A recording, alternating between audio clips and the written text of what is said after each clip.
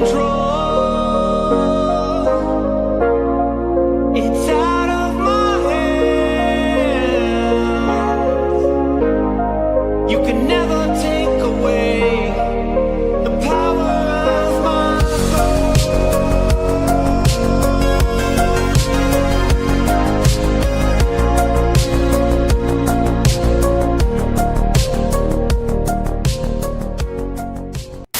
Welcome. It's Saturday night, which means it's time for Saturday Night Special, the sixth best show on Renovision. With comments such as, for the love of God, let your friend stay where he's at, SNS, and that channel is a rest area toilet bowl, and you don't need any more stinking up the best comic YouTube show going. And this is an absolute terrible watch. Such douche chills. How about we check in with Jedi Johnson and see if he thinks the boys are ready to start the show? But I still think we're more prepared than SNS, even with the rush we did on the show. Well, shit, I hope you boys are ready to bring the mayhem, because an all-new episode of Saturday Night Special starts in 3, 2, 1.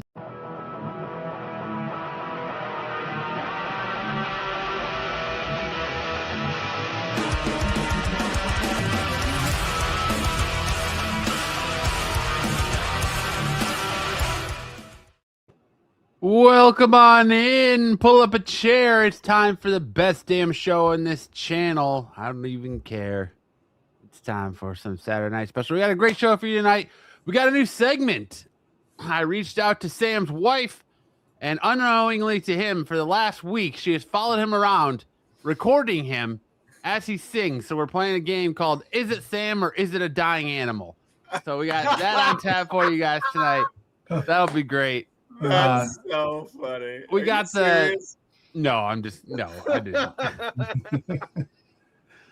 We got the main man Dom here, so of course we're gonna play the Dom game. Sticks is back. We're gonna do a little bit of a D23 talking, and I'm gonna do what no other show on this channel does. Is we're gonna give Dom an opportunity, uninterrupted, to give us his thoughts on all the Star Wars news that came out of D23 last night. And we're going to do, of course, what the flick, as always. And we're going to finish strong with Misconnections. Hope everyone's having a great Saturday night, boys. How are we doing today? Doing pretty good. I had to stand in. My kids are doing sports, and the school district is like, you have to come to our district-wide physical Saturday to get your kids' physicals. And my son was like, well, how long is this going to take? I was like, I don't know. I don't know how many kids are going to show up. They have it scheduled for 4 hours from 8 to 12. It's the window. It took 3 hours. Damn. 3 hours to get through this physical line. And Wait, you have to take your kid to the school to get a physical? yeah, they had the doctors there. That sounds wildly inappropriate. Well, they didn't. I agree. It wasn't like a groin check or anything, but it was like the doctors had. That's like Sticks walking in his school and be like, I'm a doctor. Let me see them gems. Turn your head and go. Listen, Yeah. I'm a gynecologist. They had reflexes. They had like joint strength. They had vision. They had hearing. Joint strength. Like Yeah. how good you can smoke your joint? Okay. Damn sticks. Listen, Drug I use. got this In the utensil. game, Sticks. I got this utensil here hidden Yeah. behind this sheet, and we need to see how hard. What's going you can on in grip those it. Arizona schools? You need to see how hard you can grip it and test your grip strength. And then the doctor flashed some lights in their eyes to make sure they weren't concussed. They flashed something, all right. He did indeed. But it took 3 hours. Damn. It was insane. You know what? I feel Yeah, the you. last thing that took 3 hours was Styx' internet trying to connect to the StreamYard. Hey, it's true. It connected pretty quick today. Wasn't even muted that That was long. amazing. That was amazing. Yeah, I'm still recovering. Last night, You shouldn't say 12 anything. bourbons. 12 damn Jason. bourbons. Don't drink. Don't drink. You had I 12 don't. bourbons. Bourbons. I was hanging out with James Murray and his friend Sam. He has a friend Sam. He's from China, and he's a wrestler from China. He showed me videos. A cool little situation in China. The way the promotions over there, really a badass. He's like 6'5", And he's English, lives in China, speaks fluent Chinese, which is crazy, but a really cool dude. And we went out to a few bars last night, a couple bars, dude. Freaking bourbon, freaking have bourbon sitting there. Yo, I got home, passed out in the car coming back. Got home, Murdered a bum. no, freaking like straggled my way. Ran over some civilians.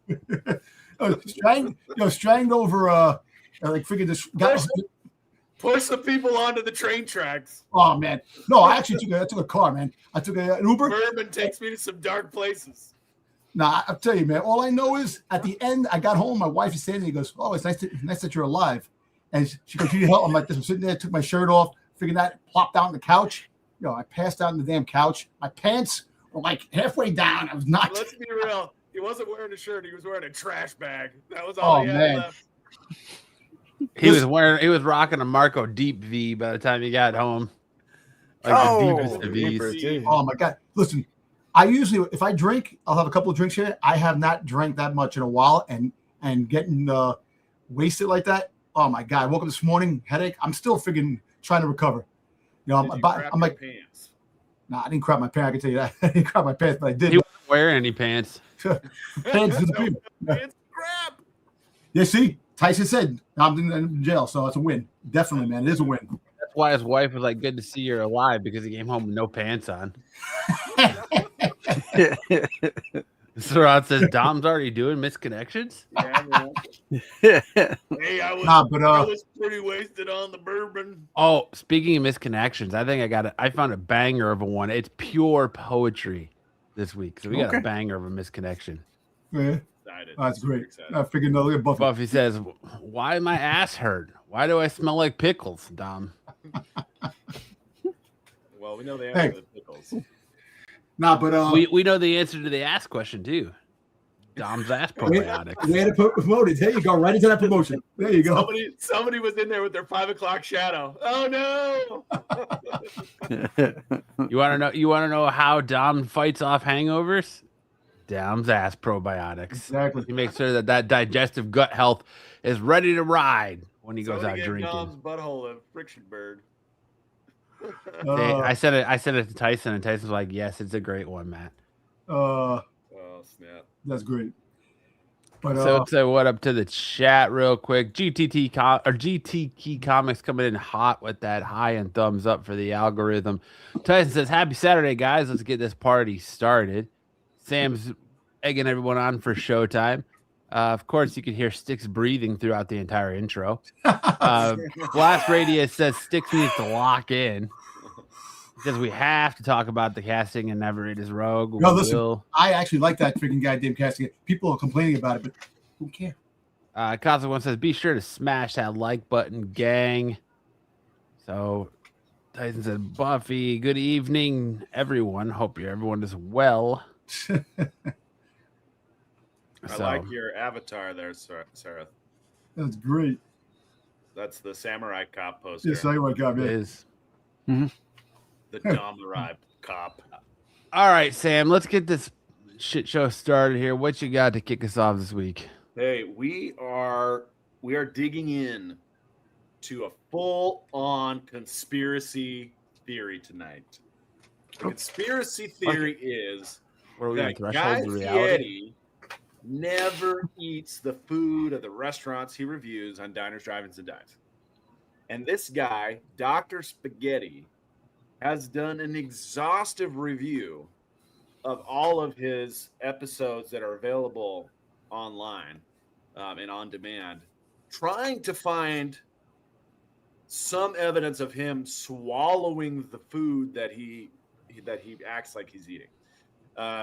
So let's start with the one on the right. What happened here? Hold on. Yeah, Flavortown is a fraud.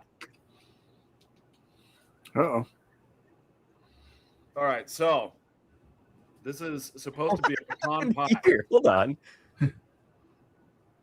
Oh, am I sharing? I don't know if I'm sharing audio. Am I sharing audio? It was sharing audio. Back in and then takes it out with the food still on it. Huh. But then when he takes it out, it's still there. He's just sucking on the fork. We have another fork suck. Like this is the magic of Hollywood, right? Something about the way she's looking at the fork too. Like, why is there still food on that? Yeah. What happened? Yeah, you know how many takes they do though. I don't. I have no idea how many takes they do. But I'm sure it's more than one. But Person seems so I can't imagine eating the food Listen, every take time. after take. But the fact is that Yeah, it's like Hollywood. When you're doing a food eating scene, they tell you to put the food in the mouth and chew it, but then you don't swallow it, you spit it out because you don't know how many takes they're gonna make you do. So he pretends to grab a handful of pecans, throws like this, but not a single pecan goes into his mouth. And so the lady, She looks absolutely distraught about it. Like, he's not tasting my nuts. Okay, and so this Why are my nuts not in his mouth yet? This kind of got out, and then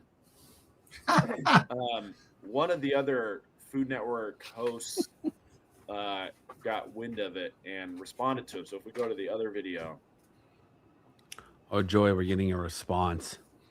Mark Summers, Oh, Double Dare himself. Mr. Double Dare. I love eggs. So, hey, dog. Thanks, baby. You are the What? man. Thank What you. are we doing? What was that cut? What are we doing here? So my effort to track down Guy Fieri's lost season of Food Network star has led to Mark Summers having a meltdown in my DMs, screaming, "It's not rigged, over and over, even though nobody said it was." I found voting irregularities, and now I found this, right? So keep close attention to the editing style, because every cut is intentional. Every cut is designed to either show you a different part of the stage, bring in the talking head, show you the food, right? It's all so normal. It's all so normal. And then all of a sudden, when it's time for Guy Fieri to eat, time skip. Why? Now, let me pause it right here, because this is where I think it's worth bringing back the audio, right? I tracked down the majority of the season, but Listen, let's just be honest. This dude's a virgin. If he was getting any sort of pussy or any sort of wang or whatever he's into, he'd be spending less time watching Guy Fieri eat things and more time worrying about what he's getting into tonight. He's worried about being shaft deep in some vag and not what Guy Fieri is or is not putting in his mouth. I disagree. We want honesty in advertising. We want honesty brought back. We want authenticity. Okay, so now It's because his 60-year-old girlfriend mail ordered from fucking Zimbabwe is in the Food Network. Go back. Put the Back audio to what? back on. Put the audio back on. oh, Guy has a hang of about eating this. Why wouldn't they then show it? There's no camera change, there's no talking head, there's no judges' reactions. It's just a pure time skip. We are breaking the established editing style of the entire segment. What are we hiding? And you know I love eggs. So, hey, dog. the egg as a fork going in the mouth. So my effort to track down Guy Fieri's lost season of Food Network star has led to Mark Because Summers people having can't a meltdown have in my DMs, joy screaming, in their "It's lives, not rigged, it's not rigged," over and over, even though nobody said it was. This guy needs to eat I more found ass voting and not pretend to irregularities. eat I it off found the this. spoon. Right? Robotics. So keep close attention to the editing style. Okay, we can Every take it cut down. is intentional. But here's what I'll say. I have been on a couple of TV shows, not a ton, but I've been on a couple. And most of the shows that I was on were like reality shows, in particular American Ninja Warrior. I was on that show twice. Everything that you see the competitors doing is real. None of that is staged. It's their actual run, their actual performance.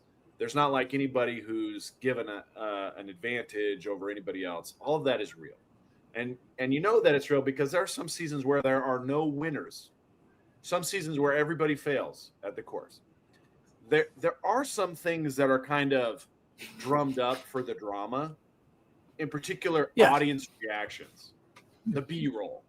They'll have the audience react in a very dramatic way just so that they can capture that and put it on after somebody fails. And then they'll have the audience act in a very exuberant way so that they can display that, cut to that when somebody succeeds. Those are not reactions that are happening in real time. They're recorded ahead of time and then displayed in between the cuts, between the obstacles, you know, to kind of cover the time. That's like the magic of Hollywood. But if they cut out like somebody running through an obstacle and just cut to the end of their run, I feel like people would be like, what's going on here? What is that? Like if it cuts from me kicking a guy in the nuts on American Ninja Warrior to then him climbing up the warp wall, you'd be like, wait, how did we get from A to B? And it's like those little skips, they add up. This guy is looking at very small skips, very small things to see, hey, this is more than just the magic of Hollywood, to him anyway. And as somebody who has frequented Guy Fieri restaurants, or restaurants from diners, drive-ins, and dives, I can say that they weren't Flavor Town. They were okay. They were just okay. And it might be because Guy doesn't taste the food. He doesn't even eat it. Are you saying that this frosted-tipped culinary god is a fraud? I mean, he does a lot of good. You know, he's out there spreading the news. Spreading something. These mom and pop restaurants, and he's out there spreading Dom's ass probiotics. He's definitely in favor of the small business owner. He's doing good work, generating income for those places. They all tend to bump up their prices after he visits, because they get a big influx of people showing up to the restaurant. But the food is really it's just okay. He reminds me of John Taffer from Bar Rescue. If you ever watched that show, Got it down. Yeah, you go into Bar Rescue, and then like a month or a year later after the show, all those bars fail. Yeah. Or was the other guy Levine, the guy, the bodybuilding chef guy with the glasses? Yes. There he goes. That guy. Yeah, but you know what it is? Look, he probably saw a video where he saw something. Was like, oh shit, let me get a couple of the videos and just take a look. And coincidentally, there was probably video footage of like the editing where he didn't really eat the food. But I have seen videos that he eats things. He does eat food. He you know. I have seen him eat things too. On Hot Ones, not the original Hot Ones. Guys, watch. I'm not really drinking my water. Yeah. No, put the cup up and put it down. There you go. There you go. On a spin-off of Hot Ones, they actually did show him eat the meat off the wing. He takes it down to the bone, and then the camera stays on him until he swallows the whole chicken wing. But on the Hot Ones episode, you don't ever see him actually eat the wing. On the regular Hot Ones episode. Okay. He does on the spin-off, but not on the regular one. Because think about it, you gotta look at it. You have to understand one thing. He's out there to different restaurants, eating sweets and eating food, stuff like that. He'd be fucking 900 pounds with all the shit. Like Adam from Man vs. Food. Because half those, he goes to a lot of those comfort places, comfort food. A lot of places that you see some of the food, butter, oil, crazy amounts of lard and stuff like that goes in some of the food, starch. So the flavor. But that's why he stays where he is. He actually lost weight too. If you really think about it, you don't eat the food. Well, yeah, but it's also like Chris Pratt's method of acting. It's not method acting. What he does is he says, whatever emotion I'm supposed to make, I do just a neutral face.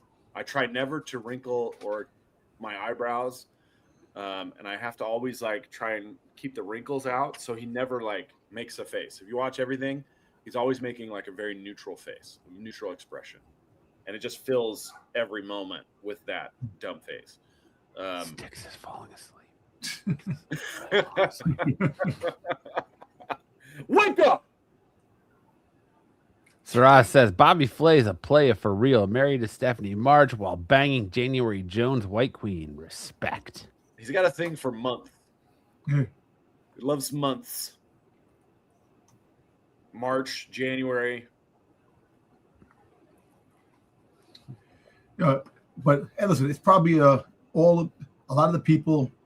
What about Jeffrey Bourdain? You know, when he used to go around to all the different places and taste foods from different cultures, he really ate the food, or that was the magic of TV.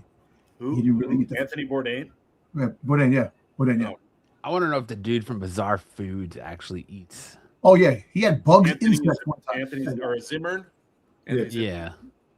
George Zimmer. No? No, it's not George Zimmer. No, that's somebody else. That dude was a heavy dude to begin with, and he Zimmer. actually was eating everything. Andrew Zimmer, isn't it? Andrew Zimmer.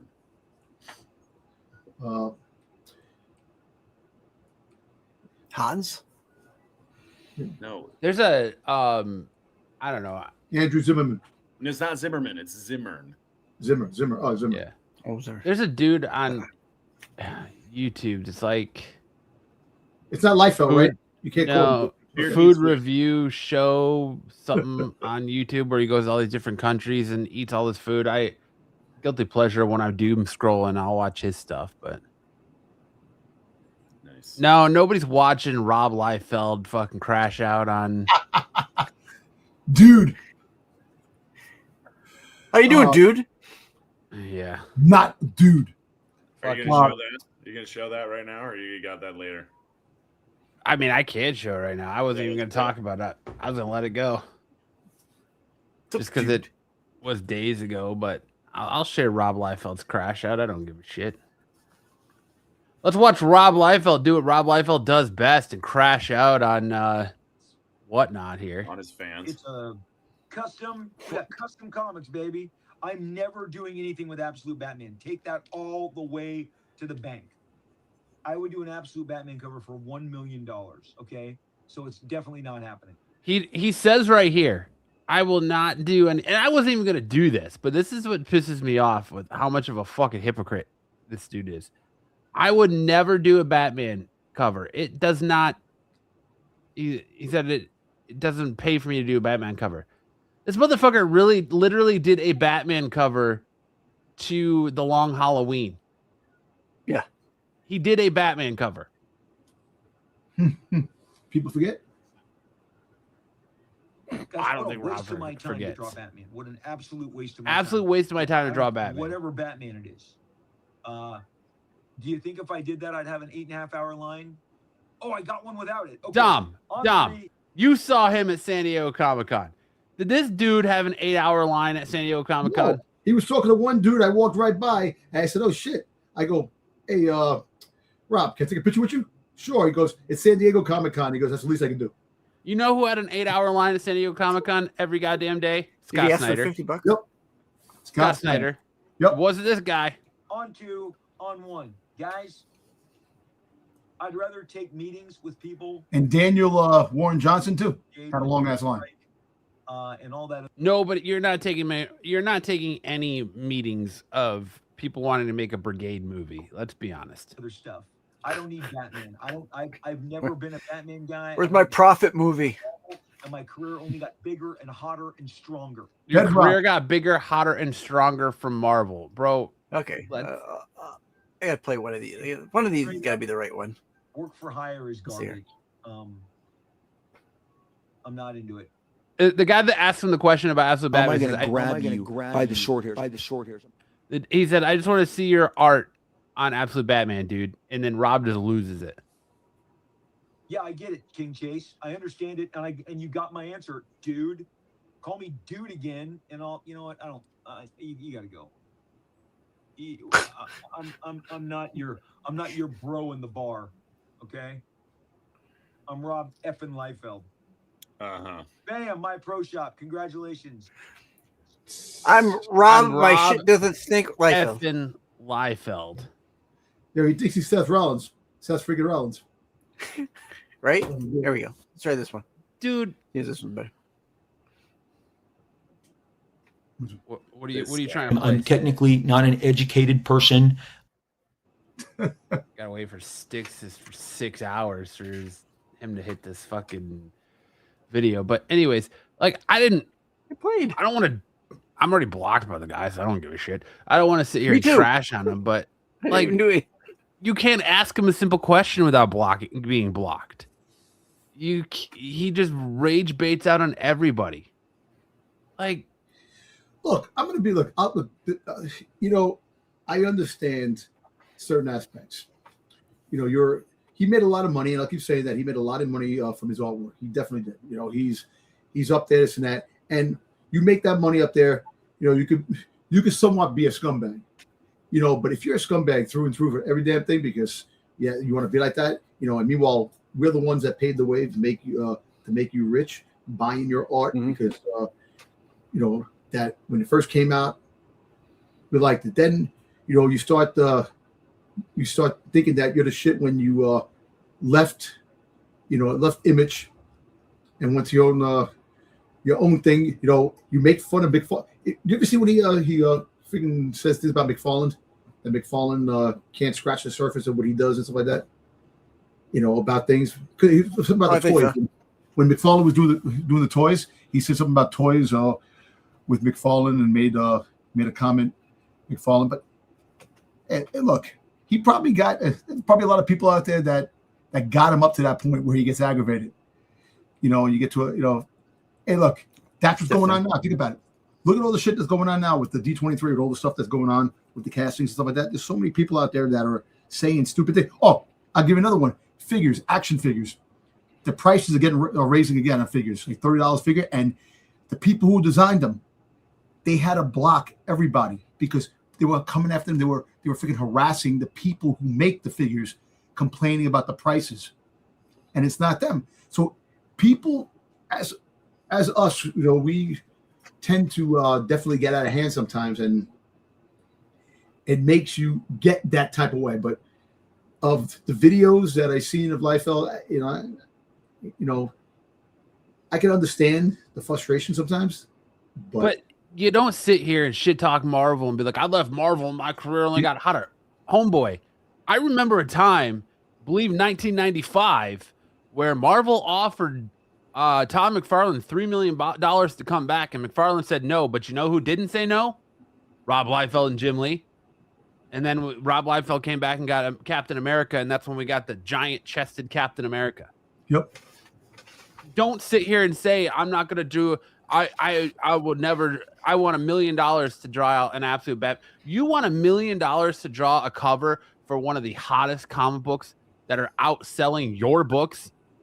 You can sit here and fluff your numbers all you want when you do direct to consumer. I don't see Rob Liefeld books flying off the shelf in my comic book shop, but Absolute Batman sure as hell is. I don't see a Rob Liefeld book in every fucking person's hot 10 list on the internet, but I see Absolute Batman books there every week. Well, you know what it is? He's probably jealous because Absolute Batman is taking over everything, you know, and that's the hottest book out there. And he's probably getting mad going, damn, I want that heat. I want that type of but he's a legend. He deserves your respect. Yes, he's done great things. He did great things in the 90s. Yep. But you don't need to be a dickhead about it. That's the long and short of it. Like, a dude is literally coming in your whatnot sale to tell you, hey man, I like your art. I would like to see your art on a Absolute Batman cover. I would like to buy that said art. And you go off on this tangent that you're holier than thou, better than everybody who's doing Absolute Batman. And you're gonna be like, oh well, your arrogance of there's no point in me doing Batman. I get nothing from doing Batman. And you've done a Batman cover recently in that Long Halloween Batman with the Joker with like the fucking 6 mile long teeth. You know, the funny thing is, he probably had somebody prior saying, hey, look at Absolute Batman. That's how you make somebody proportions crazy and art look good.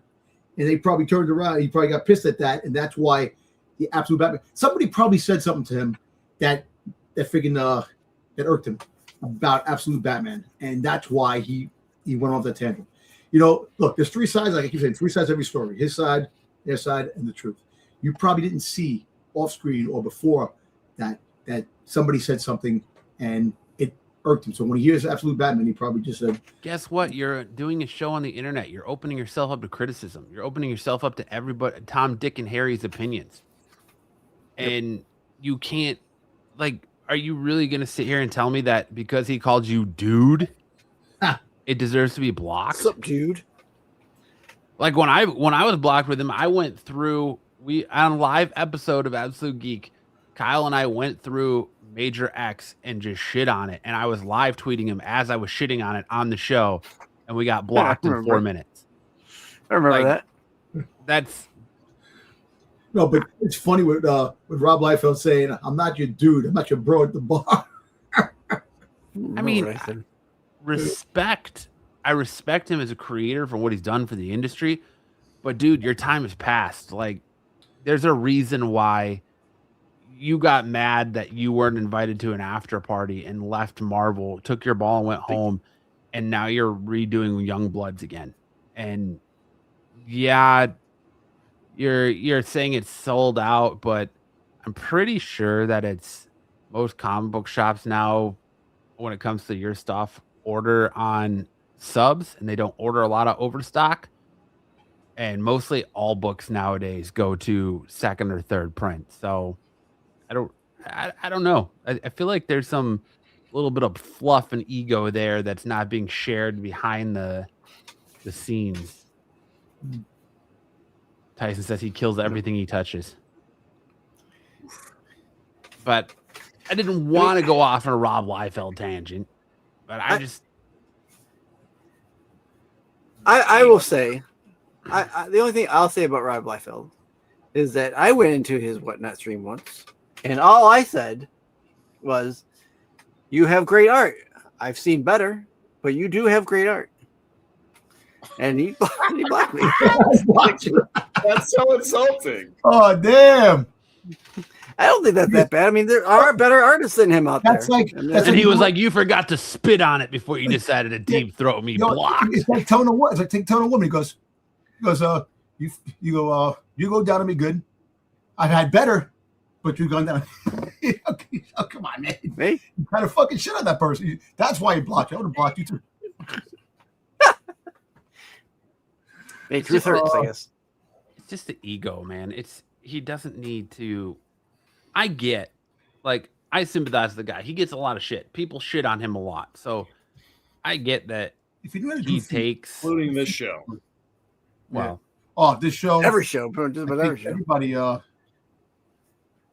Everybody except Bruce. Bruce likes him. Bruce. But we shit on. But to be fair, we shit on everybody. Call a spade a spade. We shit on Mark Spears when his art isn't the greatest. We shit on every artist when they produce a cover that's not great. We literally have a segment called Best and Worst Covers of the Week. Like, nobody is safe. We call it down the middle. If it's a bad cover, we call it a bad cover. You know, when you are a professional, and no matter what profession it is, you have to be able to take criticism, either good or bad. You know, it's funny. It's like if you do this, if you're on YouTube or you're acting or something like that, there's always going to be criticism. People aren't going to like the way you review something or the way you act. So you have to take the good with the bad. And I guess like fucking BK comes in here every week when we talk about Liefeld and fucking works the shaft, you know? So I just don't. We should have Rob Liefeld on the show. He won't come on this show. He won't come on here. He won't come on this show. Dude, he would leave within 5 seconds. And you could have a new is this a joke or we could, yeah. It would probably be a record. Hey, I don't know. Just don't be a dickhead about it. That's all. But I get he gets a lot of shit for his art and blocks people, and that's fine. But the dude literally was a fan asking you to do a absolute Batman cover, and then you want to be arrogant enough to be like, "Oh, I wouldn't even do it for $1 million." Bullshit. I'm too good for Batman. Bullshit. Well, how does it benefit me to do a Batman cover? You've already done one, so you just make yourself look like a hypocrite, and then you want to block the guy because he called you dude. Dude. Bunch of bro in the bar. Black Spider said he got upset for me with me on Whatnot before. Yeah, well, you know. Hey, he's upset with everybody. I guess everybody in this chat or everybody on the panel probably got blocked. So he blocked Matt. He blocked Sticks. Sam don't Well, care. I mean, I rightfully deserve to be blocked because Doesn't bother me. I was calling his art shit live on a podcast. Like I legitimately deserve to be blocked, but I don't like when I don't sit there and shit on his art all the time. I will tell you when he's got good art, but dude, and that's half the reason people shit on him is because he's kind of a fucking arrogant douche. You want to see someone be a douche canoe IRL? Go to a Rob Liefeld stream. Let me ask you a question. Why do you think he got to that point? Was he always a douche? I think he's kind of been arrogant since the beginning. You know, because he's probably got shit on his art. Probably got shit on a long time ago. But the fact is that Marvel liked his art. Hey, look, don't get me wrong. The original stuff that he did in the beginning was great. You know, creating Deadpool, creating Cable. You know, did you call that creation though? You know, it is good. It was good for that time. He basically cribbed it off of somebody else, right? He just did his own version of it. Like Deadpool is just Deadpool is friggin' Slade Wilson. It's Deathstroke. It's Deathstroke. There's so many I don't care what he says. There's so many similarities. Wade Wilson, Slade Wilson, Wade Wilson, Deadpool, Deathstroke, Slade. You know, Deathstroke. He doesn't give any credit to anybody else because there's no way he didn't have co-creditors. And Blast Radio says, like Bill and Ted said, be excellent to each other. Yeah, for sure. Like, just don't be a dick about it. Yep. Yeah. Right. But at the end, you know, like I said, at the end, he's the one that there's people out there that love his art, that want to buy his art. They do. and Absolutely. they gotta buy it. Absolutely. Yeah, so- But you take a look at the landscape, and there's so many better artists out there than you. But you want to be a douche canoe about it. Douche nozzle. Yeah. Hey, well, Douche shoot. and again, I'll say it, he made a lot of money. That's He what has made a lot of money. a lot of money. And that's what really matters. in Exactly. comics. Douche or not. I'm rich, bitch. We're all in it for the money. That's it. All right. That's enough about Rob Liefeld. Let's get into some news, shall we? Do it.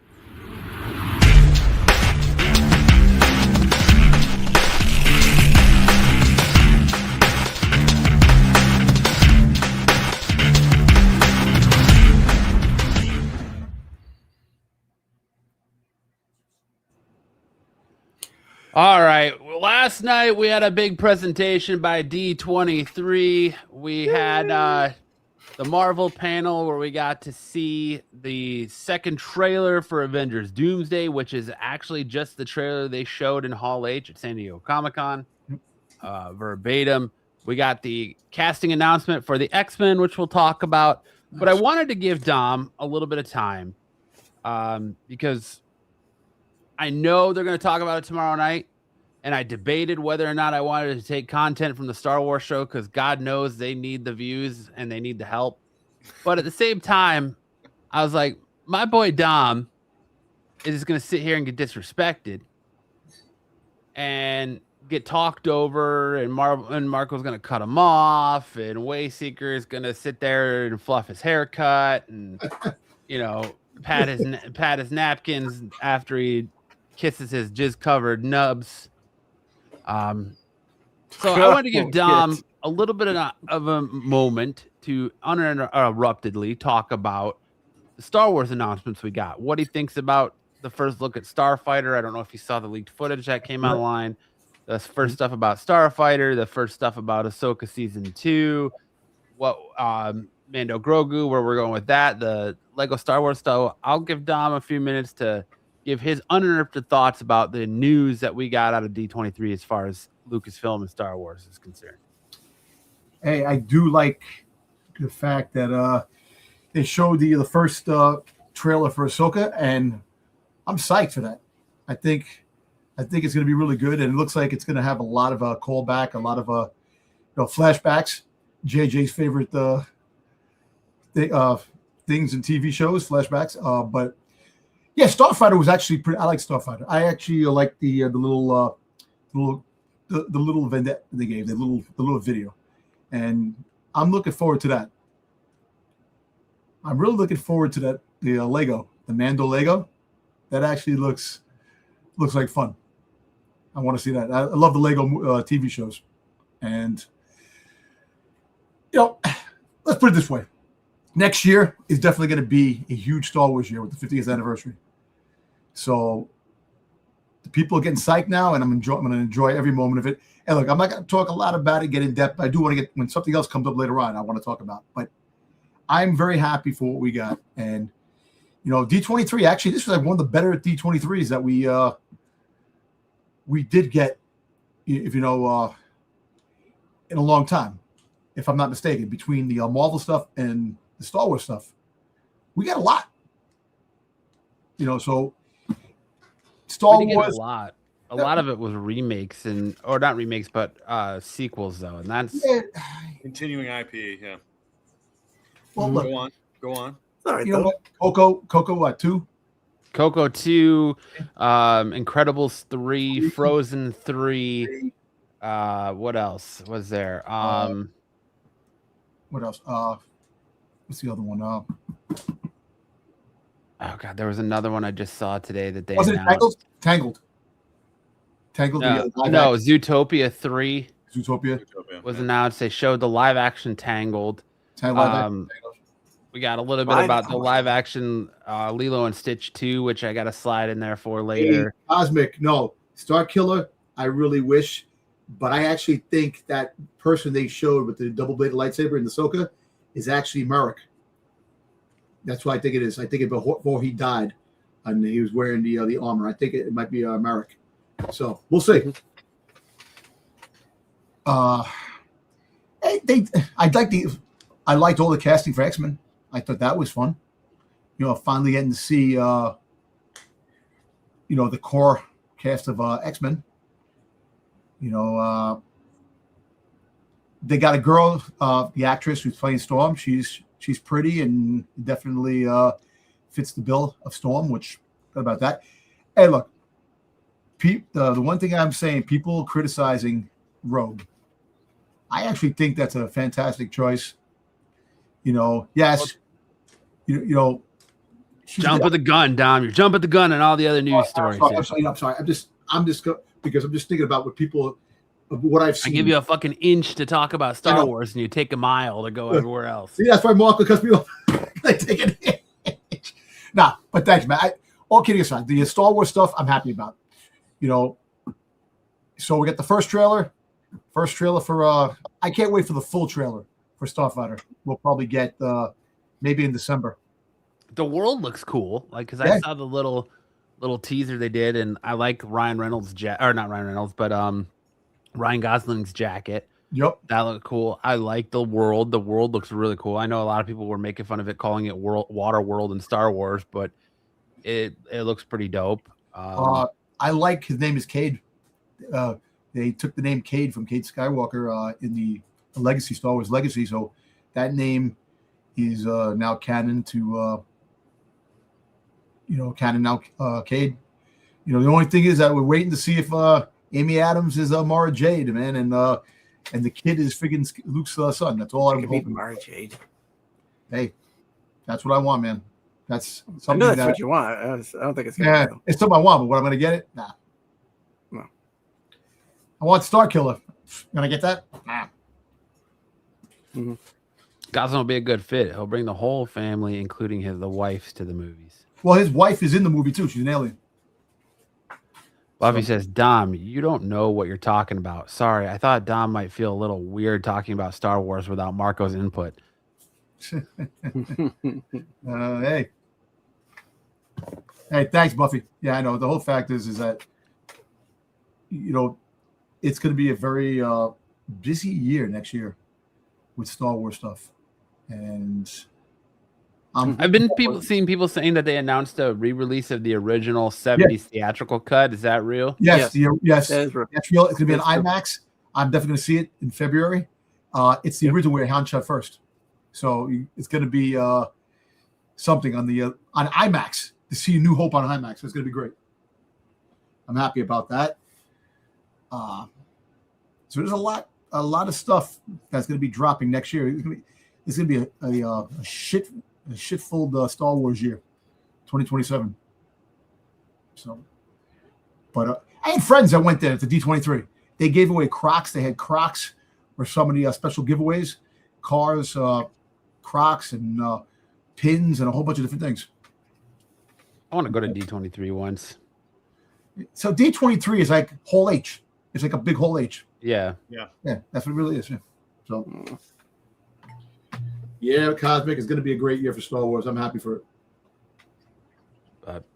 All right, well, sticking in the Star Wars realm, we got big news this week, earlier in the week, that Star Wars and Marvels are set to cross over for the first time, with Kevin Smith penning a new comic book event. For the very first time, the world of Star Wars and Marvel will collide with an official crossover event titled Star Wars Marvel's Hope Assemble. A 5-part limited comic book series will launch in January of 2027. With figures like Chewbacca, Han Solo, Luke Skywalker, and Princess Leia will join Earth 616, the primary continuity in which most stories of Marvel comics take place, and mingle with the likes of Captain America, Black Widow, Spider-Man, the Hulk. Meanwhile, Doctor Doom and the Marvel Rogues galleries will join with the likes of Darth Vader and the Galactic Empire. The epic pop culture collision will coincide with the 50th anniversary of Star Wars, created by filmmaker George Lucas, with the launch of the original movie in 1977, now known as Star Wars Episode 4: A New Hope. Kevin Smith, the actor-director who wrote major runs of Daredevil, Batman, and Green Arrow, writes the new story. David Marquez of Uncanny X-Men and Ultimate Comics Spider-Man is the artist behind the comic. Yes, I am excited. And I'm going to tell you this first. I told Matt this. Luke Skywalker will wield Mjolnir. He will be able to pick up those helmets because he's the chosen one. And I'm telling you that now. And that's going to be a cover where he held a lightsaber and he's holding. That's going to be freaking awesome. But Matt says he thinks Vader's going to pick it up. But I don't know if Vader's going to do it because we'll see with that. But I am really excited about that, and I think it's going to be weird, but at the same time, it's going to be very interesting to see these two worlds collide. And you only saw 5 covers. The storm of covers are about to unload. 200 plus variants, guarantee. Yeah, speaking of the covers. Yeah. Come on, man. The freaking Vader. You can't tell me the Vader and Dr. Doom cover with Thanos the back is not fucking bad. That is a badass cover. Absolutely. And look, okay, you have Guido there. I wish Boba Fett was there, but it's the New Hope. And I got a feeling this is going to. That's what I told him, Buffy. I said, that's why Vader's going to hold it, because he's the chosen one. And all these people, a lot of people get the Mjolnir thing wrong. Like, I've seen people talk about the theory that in the first Doomsday trailer that Steve Rogers is Steve Rogers. A lot of people are saying, no, he's Captain Hydra there. But I've heard a lot of debate of like, well, if he's Captain Hydra, then he can't wield Mjolnir anymore because he's evil. The inscription on Mjolnir does not say anything about good and evil. It just says he who be worthy. So you can be bad and be worthy. It's who Mjolnir chooses as worthy. Can wield Mjolnir's wield the power of Thor. I understand Anakin is the chosen one, but Luke is the New Hope, and that's the thing. It's right now, Anakin is evil. He's evil. Yes, he was the chosen one. If he does it, that probably might be the cover where you see him. I'm thinking more of the realm of him holding the Infinity Gauntlet. A freaking Vader holding. You've got to do a Vader holding an Infinity Gauntlet cover. It's just like printing money. You have to. And that's what I'm trying to say. This might be a trilogy. You might get this one, Hope Assembles, then the Avengers Strike Back, and then Return of the Avengers. This is gonna spoil into 3 different storylines with Star Wars crossing over. That's a moneymaker, guarantee. You're gonna definitely have all. You're gonna have all that, and just to cover. I'm telling you, this is gonna spoil. How many covers do you think are gonna come out with this? Store variants. How many? There's going to be a Boba Fett cover. There's going to be a bunch of Vader covers. There's going to be a lot. You're going to have. See now here. Answer the questions. Earth 616. If the Force is strong in the Star Wars universe, does Earth hold the Force too as well? in a way, if you really think about it, the way the Force works, does it have the same type of power and energy that it has outside another reality? That's one. Will Spider-Man hold the lightsaber in this series? Will he hold it with his web and shoot it at somebody? I think Cap does. I think Cap will hold one for sure. I actually think Iron Man and Cap are going to be dressed as stormtroopers. They're gonna freaking wind up being stormtroopers. You're gonna have Iron. Hang on just a second. How come when Captain America holds Mjolnir, he doesn't get a Viking outfit? That's a great question. Maybe he doesn't want one. He doesn't. Jane Foster gets one. Yeah. Thor gets one. Yeah. Well, yeah. Well, Thor's costume is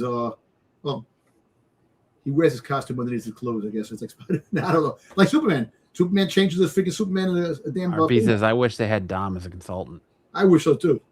But is Beskar stronger than Ultra freaking Adamantium and vibranium? Yeah. Can the lightsaber penetrate dropping penetration on the it is exciting because how do you explain something like the Force to the likes of Doctor Strange, Tony Stark, Reed Richards, or Victor Von Doom for even that matter?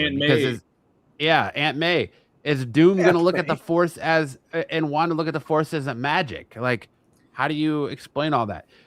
I'm a huge Kevin Smith fan. There's no secret about that. I think if Kevin can stay in his bag, because remember, he's the right guy for this because his movies are littered with Star Wars references. Yep. If he can stay in his bag and move things along, I think it'll be great. As long as he doesn't get caught up in the nostalgia act of, hey, trying to tell us, hey, remember of Star Wars? Hey, remember when Luke blew up the Death Star? Remember when Han shot first? Remember this, that? As long as he can stay away from the getting that nostalgia trip of trying to make us remember Star Wars and move something along and give us something a little bit more, I think Kevin's the right choice for this. But he has a tendency to, especially more nowadays, to get caught up in trying to do this nostalgia factor and not add something to that world. Look, I'm going to tell you this. The possibilities with this is like endless. Like the first appearances, you're going to have Luke Skywalker as an Avenger. Luke's going to punch Doom in the nuts. Have Hulk versus Darth Vader. As Hulk rampages, Darth Vader picks him up with the Force. It's going to be interesting. See, I can. All right. Here's another theory. So apparently, what the theory is, they say that it's a reality spell that makes this happen, not the reality stone, which I would have used the reality stone because that would have made more sense. But I guess Dr. Doom may be playing with some magic and accidentally brings the Star Wars universe into the Earth 616. Or it starts. And he gave Darth Vader a double dose of codpiece. Yeah. If you look at this cover, that's a very strong codpiece. Oh yeah, it is. You're right. Yeah, you're right.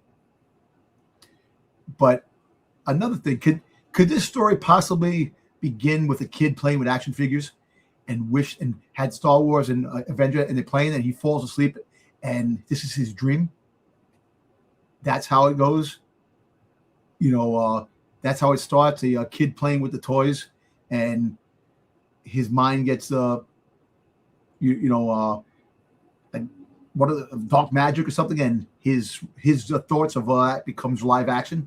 It becomes real. So it can work out of that. But it sounds a lot of fun, man. And a lot of people are shitting on it, and I understand. And then Jedi is putting his hand down, thumb down, because he don't like it. But it's like a what if. It's a what if storyline. It's not canon to anything. If you really think of it, it's a story that you put these two franchises together and you make something. But like I said, I think there's going to be a trilogy. I think we're going to have another one. And I think this is going to be a lot of fun and a lot more people are going to be into this. I think you could have a trilogy. It just depends on the performance, right? Of Yeah. how well it does, but they're going to do it. They're totally going to do it. I think you're 100% right on that, Dom. And I think what the fans are really going to be clamoring about is Venom licking Darth Vader's codpiece right here. I know. But why is Venom? But see, how about Venom taking over Vader? How cool would that be? A Venomized Vader? Yeah. Venomized Vader codpiece. Oh, damn. Happy birthday, Ed. Happy birthday Happy weekend, birthday, guys. Give a shout out to Ed. Kick back a couple drinks for Ed. Have a bourbon for me, man. Ed says, I must be prude old man. This doesn't excite me. Oh, happy birthday, Ed. Oh, man, You know, it's Ed not- only gets excited for one thing, and that's One Piece. it sounds fun. It's just, it's- it's okay to let yourself have a little fun sometimes. And it's all right to have some crossovers. It doesn't hurt either no, it doesn't. genre or fandom. It is a money grab if you One really think iota. about it. It's a money grab because if they have 200 variants, think about it. Think about how many variants you're going to pump out with this. You have a shitload of different ideas, covers that you could have. That it can be. You have Vader versus Doctor Doom on the cover. You have Boba Fett fighting Wolverine. It's just a cool concept that if Kevin Smith sticks to his guns and does a great story, it's gonna be fun, a fun ride. I don't know if you heard, but I was telling that this story could start off as a kid playing with action figures, and he goes, just imagine what it'd be like if I'm sure we will see a young fat Kevin Smith in his room playing with action figures, and that's where this starts. I could totally see it. I agree with you 100%. Ed says, I don't do bourbon anymore. Thanks. I am drinking some Crown, though. Make sure to add a little bit of Red Bull and cheers, Kyle, in that Crown there, Ed. There you go, man. But this a lot of fun. I'm excited about this. I'm here for this right here alone. Dr. Doom and Vader. And I told you that the Vader was made, the concept from Dr. Doom. That's how they got the idea for a Vader, because of Dr. Doom. So this is gonna be interesting, fun, and seeing these characters on Earth. Think about it. They're from a galaxy far, far away, far in the past, far in the future, and it's Earth. You think about how Earth plays into things, and I'm saying that's how the Force is going to work. Is the Force going to be as strong on Earth as it is in a galaxy in another reality? That's the whole fact. So. And think about it, they've already won because they're already getting free publicity because everybody's talking about it. Oh, hell yeah. Good, bad, or indifferent. Everyone's talking about it. You see, now what I wanted, a cover for Princess Leia, that she goes for Leia Organa, an Avenger, and have her there with her gun, and have like Miss Marvel, Black Widow, have like a whole female cover barrage with you. You will probably write RP. You will get a baby Yoda or a baby Grogu and Jeff the Land Shark down the road, baby. For sure. Baby down the road, because this takes place in the New Hope era. So wait. Yeah, but that doesn't mean that you're not going to get that cover. Oh, yeah, you probably get it. Exactly. You probably get that cover, definitely. 200 plus covers, man. 200. That's going to sell. Hey, I do. Or like you'll get a Rocket Raccoon Ewok cover. Oh yeah. Well, you're gonna have Herbie with R2D2 and C-3PO hanging out. Could see that. Yep.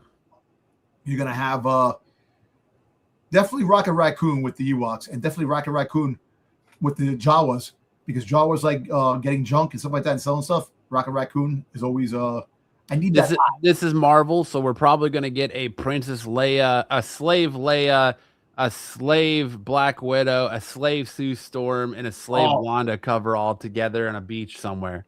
Yo, or the Sarlacc. And have Jabba the Hutt in it. Actually, that'd be a Jabba the Hutt cover with them as I don't know, man. I would buy that cover 10 times over if it does happen. But I don't know if Marvel's gonna do that. They don't Gonna make a Leia Scarlet Witch makeout cover. Oh yes. Ed said, I didn't start that rumor about Baby Shark and Grogu. It's Jeff the Land Shark, Ed, not Baby Shark. Yeah. Now the shark song. The shark, Baby Shark song. But These covers are pretty cool. I like the way it interacts. You see now, you have a stormtrooper. Where's Palpatine? Is Palpatine in this story? That's another thing, or Vader is going to be just a lone. Yes, Frodo, you were correct. Marvel Star Wars swimsuit issue. Probably would get that too. You're going to have Guardians of the Galaxy in it, right? So you have the bounty hunters going after Guardians of the Galaxy. And have a cover like that with the Guardians of the Galaxy. So it's going to be interesting. Definitely. Peter Quill and Boba Fett. Yeah, Boba Fett going after the Guardians. Or you could have the Punisher come out of nowhere with Han Solo. There's like so many possibilities. I have no idea how this is going to go, but the cover is definitely going to have a lot of different covers that are going to be really cool. And you'll probably get your Frank Miller cover, and that would be the Boba Fett cover. Guaranteed. And that'll fucking be the end. Guaranteed, Boba Fett's going to be the Frank Miller cover. Come on, Liefeld, do a cover for this.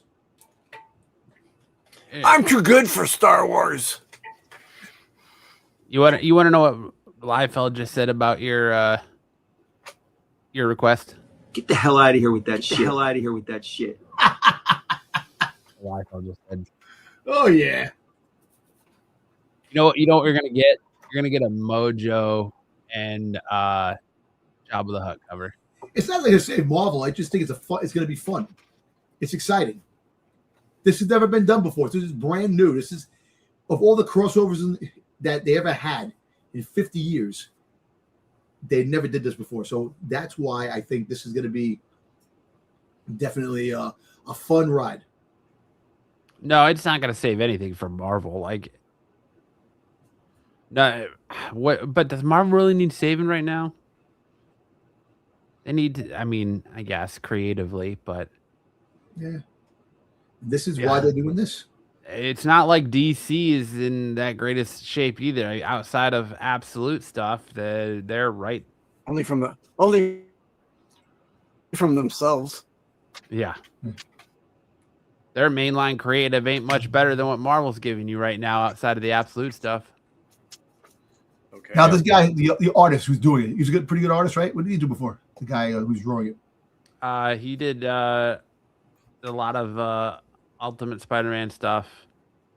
He also did a lot of Uncanny X-Men stuff. Okay. And you see, remember Liefeld came out and said that this was going to happen, and then they shot it down. But Mark Millar was supposed to be the one that was writing it. So there is some truth to it. He didn't lie. Did lie about the Mark Millar. Maybe he dropped out. And I'm sure there will be blind bags attached. Oh, I hope not, man. I hope not. Sticks is so disgusted he had to leave. He's like, I got to get out of here. Blind bags. But you know what? They'll probably do blind bags. They 100%. I would go on Kelsey right now and put $10 down that they do blind bags in this, because why wouldn't they? You get those crazy ass covers, man.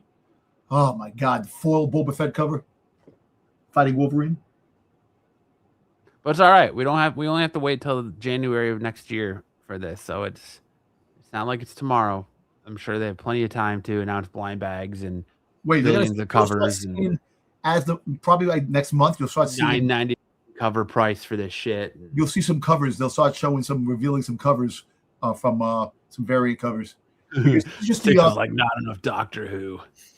This is so basically this is just the A cover if you really think about it. So you got the B, C, D, and E cover, and then you've got the freaking 1 in 25, 1 in 10, the 1 in 25, the 1 in 50, the 1 in 100.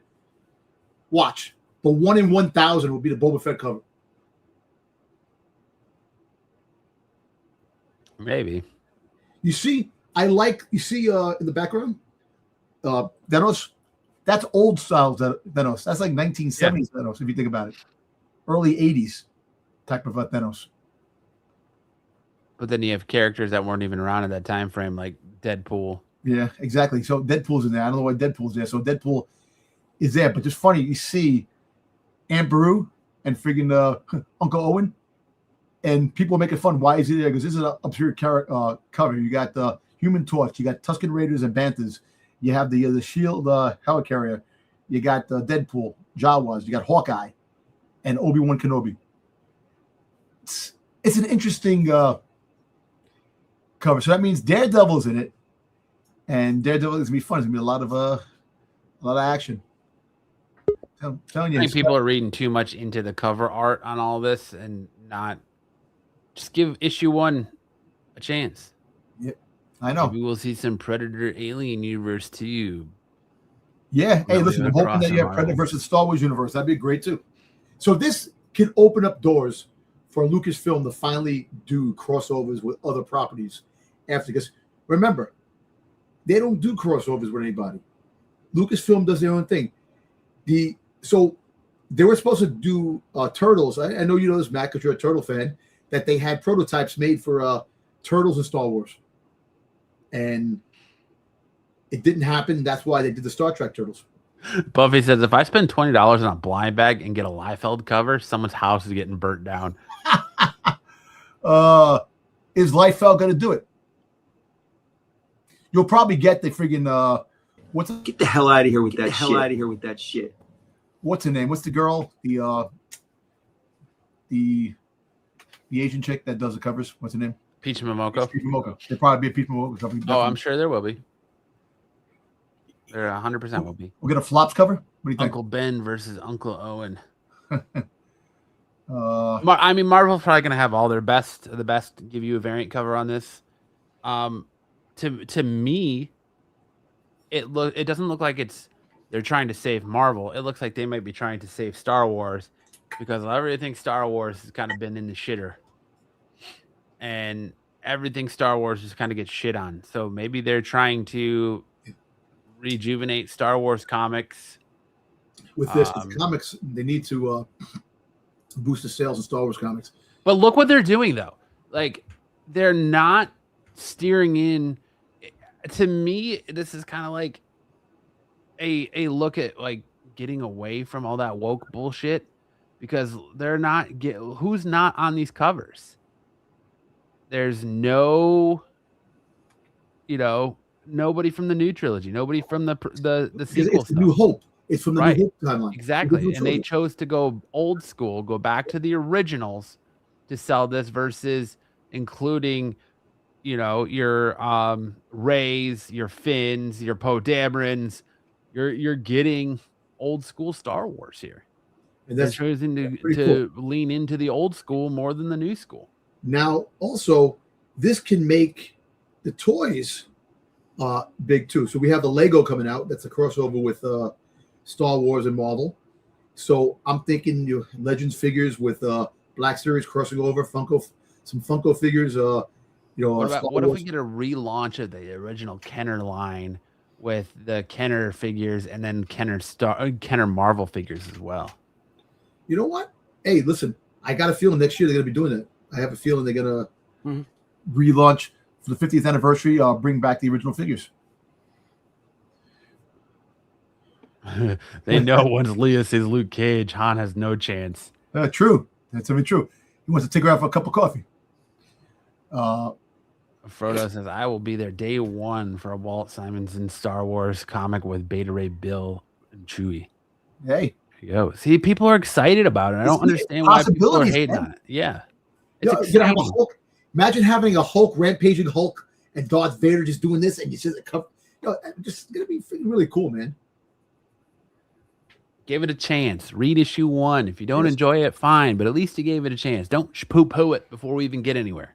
Look, never judge a book by its cover. And I got a feeling that not all the time. Kevin Smith is definitely going to go all stops with this.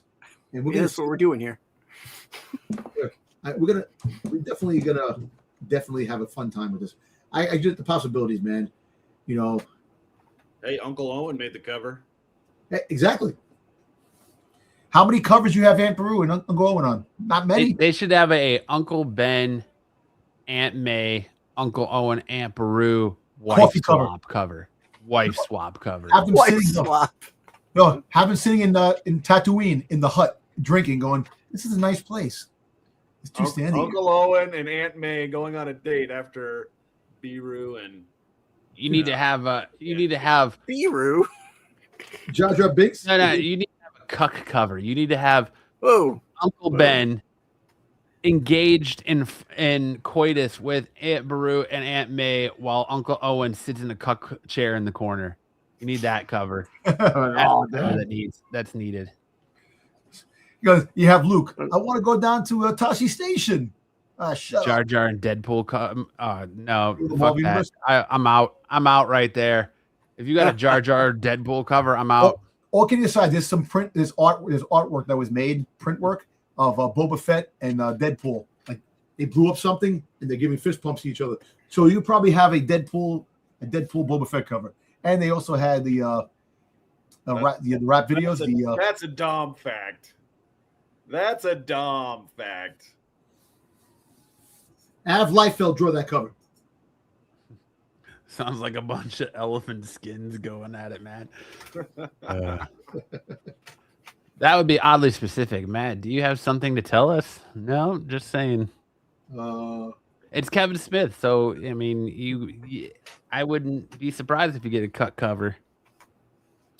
Now,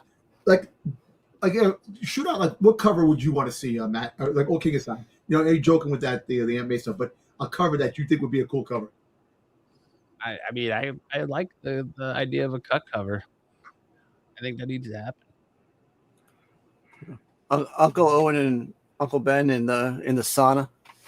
No, I'm talking about covers up. Stop joking, Sticks, man. You want to know what would be a badass cover to me? What?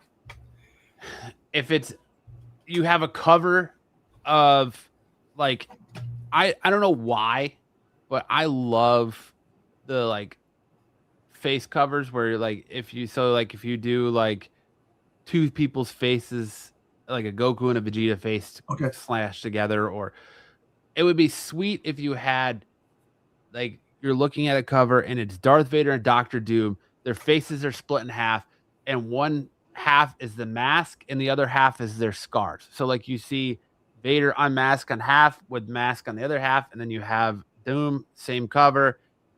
Half is unmasked with scars all over his face, other half mask. Yeah, that'd be kind of cool. That'd definitely be cool. And then they kiss. Nah, but that Vader, the Vader. I wasn't gonna go there, Sam. The Vader cover with the Infinity Gauntlet, and you have in the background they do the 3 women, 1 lightsaber. There you go. Okay, RP. I'll stop. Nah, but they could. Oh my God! Like I said, the possibilities with the covers, man. You'll definitely get an Ewok cover, Jawa cover with Rocket Raccoon. You'll probably get Jeff the Shark with Groot. All the covers that will probably be popping out. But yeah, that'd be great. You need a what did you do for a Palpatine cover? You can have Palpatine. Have Palpatine freaking turning. Palpatine and Norman Osborn. Green Goblin. Okay. I was gonna say Kingpin, but Norman Kingpin Osborn's would way work better. too. Yeah. What about But he was somebody powerful. So you got to talk about like Thanos. Ultron is an evil droid. He's like a murder droid. You have Palpatine and Green Goblin, but Green Goblin is doing a Willem Dafoe pose, like his hands behind the back, bent over, and his legs like in an A shape. We need a slave Leia, like I said, slave Leia, slave Wanda, slave Black Widow wet T-shirt contest cover. Nice. But it's blue milk. Yeah. Leia. Blue milk. Leia boobed in boobily. Stormtroopers and AIM troopers. That's a good one. Yeah. Or Hydra. Hydra Stormtroopers. Red Skull. RP says, I want a Black Cat cover. Then we can get what we want. How about they have a cover? Bring on the villains, right? Like remember the old time, bring on the villains and have Vader standing there and all the villains are around Vader. And he just flattens them. He's like, bow, kneel. And they don't. That's what I'm trying to say. Is Earth gonna amp the power of the Force and make it even stronger? Kneel. That's the thing. That's what I'm I don't know like how it's gonna work on Earth because you think different realities. Star Wars is a different galaxy, different reality, and the Force works. How they're gonna manipulate that and make that. You know what I want? since Vision is an android, I want the C-3PO cock card cover with Wanda standing in front of it, looking at it, blushing. That's what I want. That'd be a good one. That's a cover we need, boys. That right there is a cover that needs to be on this. The C-3PO, recreate the cock card and have Wanda sitting there blushing as she looks at it. Well, listen, you're probably going to have a Vision cover. Definitely have a Vision cover with C-3PO and R2-D2, all the droids. Jawa stealing Tony Stark's armor would be pretty funny. Definitely. Or you have who's the guy that does like the chibi Marvel guys? Is that J. Scott Campbell? No, the chibi would be Scotty Young. Scotty Young. Have Scotty Young do a dark helmet and then a Darth Vader. Oh, now we're throwing Spaceballs. Spaceballs. Hey, Flops will do it. Hey, you know what's crazy? Actually, kidding aside, so I got a book from Pete when we were at Baltimore Comic Con. It's like a Flops, like a little ash can Flops, and has a lot of cover art, like a lot of artwork that he's done. He has a Boba Fett that he drew, and I'm like, holy shit! I never noticed it. When I went through it. I'm like, oh shit, Boba Fett. So Flops could do a cover. You know what we need? We need for Sam. Sam will get this. We need a Uncle Ben, Aunt Brew, fucking Yamcha.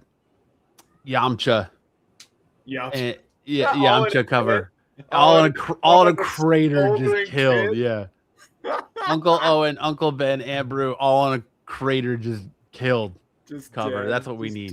Just doing the Yamcha pose. Yep. Oh man, that would be good. That's what we need.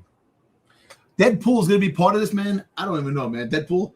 That's what I'm trying to say. If it's based in the 70s, this is the New Hope based from the 70s. Deadpool wasn't created yet until the 90s, so there's still hope that Boba Fett will be in this thing. We need a side by side cover with Boba Fett standing in between them of Han Solo encased in carbonite and Steve Rogers frozen in an ice block. There you go. Yeah, that'd be great. We need a Rogue and Leia makeout cover. Yep.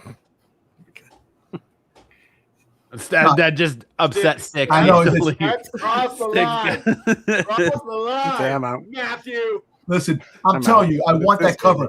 I want that cover. Leah and Avenger, and just have a whole female cast of her standing there like that, and have Black Widow in the background, Miss Marvel, and for Scarlet Witch. I want that cover. Oh man, Mark Spears, Jabba Mojo. We're gonna get a cover that you least expect. You can call it the finger cuffs cover. There you go. Well, Scotty Young, if Scotty like Young does the covers, definitely gonna have a whole cast of. It's gonna be pretty cool to cover with the so there will be a Scotty Young cover, guarantee on that. I'm having fun just fan casting covers. Like it. I know, man. Exciting.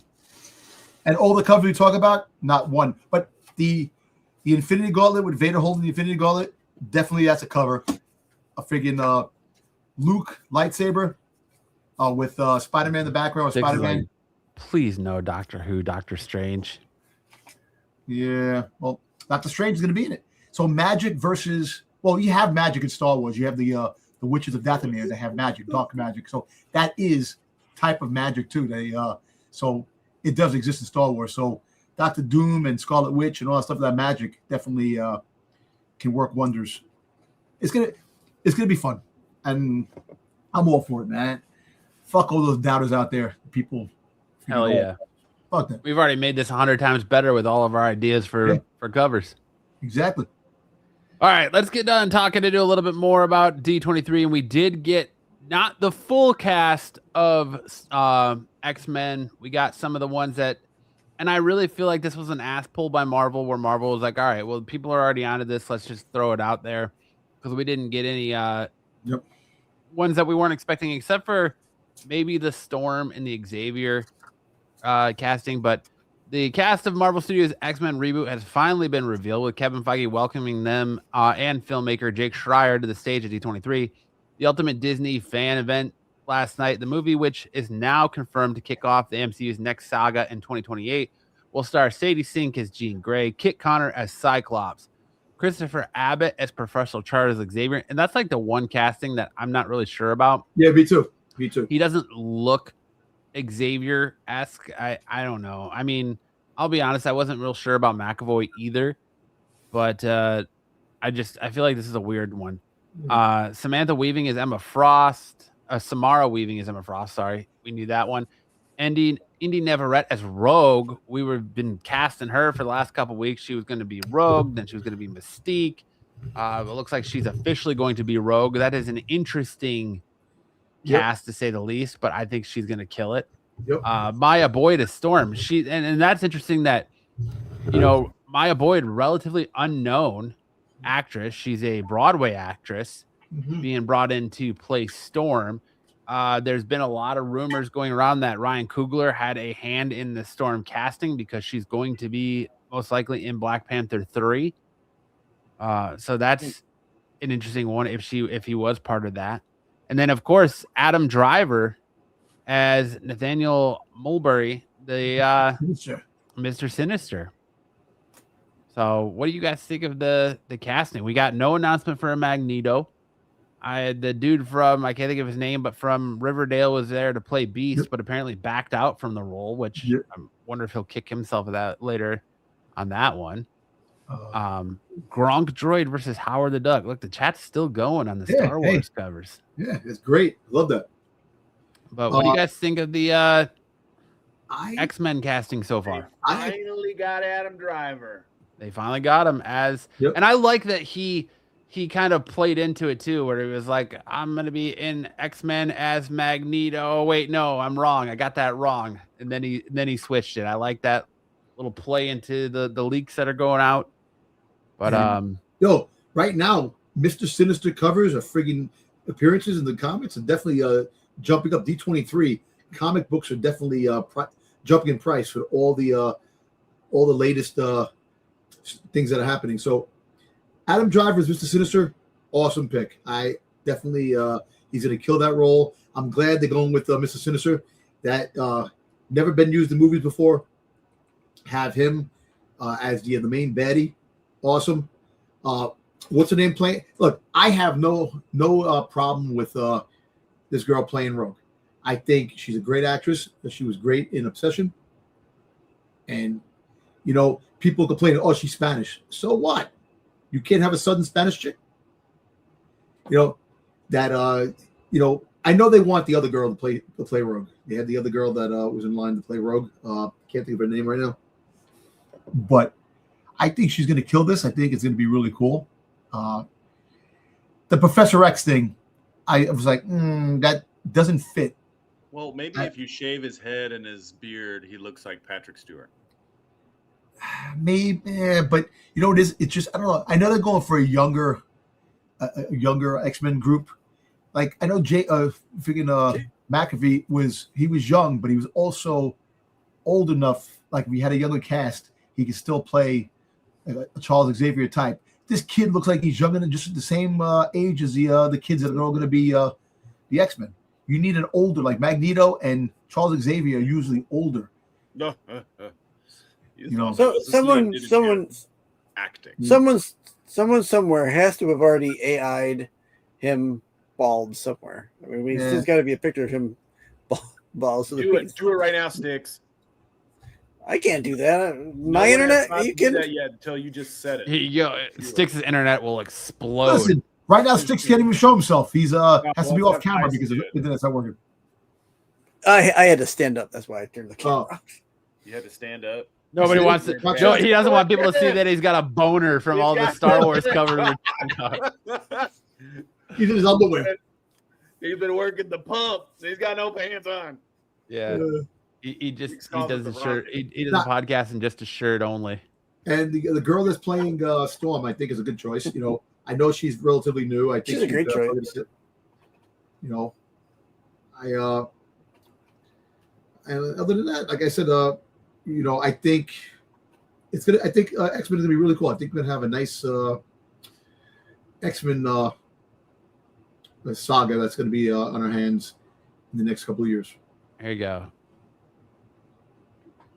Do you know what happens? Well, Hold on. Change screens because it's sideways. What's his name? Ham. What's his name from Mad Men? What's his name? John Ham. he was in the running for Mr. Sinister at one time. I think Sinister is a great role for Adam Driver. It's much better than the Magneto casting that people were talking about. Yeah. There you go. There's him bald. Don't buy him as Charles Xavier. Not buying it. He looks like a douche. I don't know. Dom! I'm sorry. Yeah, no. That looks like I don't know. Looks like a real douche. A real douche. Real douche. Can we take off his eyebrows too? Snuffleupagus? And turn him into powder. Yeah, as I say, make him look like powder with no eyebrows. I don't know. Like I said, I was very skeptical of McAvoy too at first, so I'm willing to give it a shot. And really too, you were also solidify Heath Ledger as the Joker. Really, Buffy? Really? To solidify the Xavier casting, though, they have to find an actor equally to play Magneto.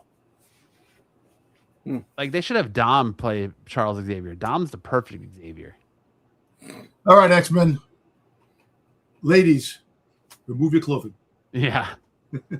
I know Bryan Cranston wanted to be Mr. Sinister, missed by about 10 years. Cranston would have made a beautiful Xavier, though. Just have him shave his head again, like he did for Walter White. He would have been perfect for Xavier. Ed says, now I have douche chills. And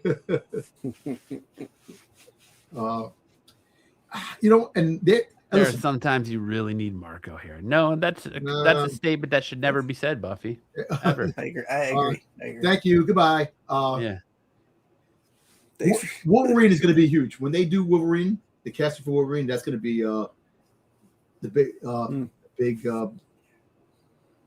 casting. That's the because it's going to be huge. But yeah, I'm excited for X-Men. Dom, LOL, as Professor X. Hey, Magneto, read my thoughts. Go fuck yourself. Fuck you, dude. But speaking of Doomsday, Hugh Jackman and Ryan Reynolds are officially joining Avengers Doomsday. If you follow the leaks and rumors all over the internet, this has already been widely speculated.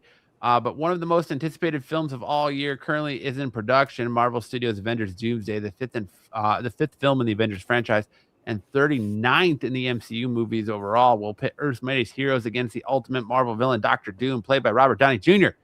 It will lead directly into the sixth Avengers film, Avengers Secret Wars, based on the iconic Marvel comic event series.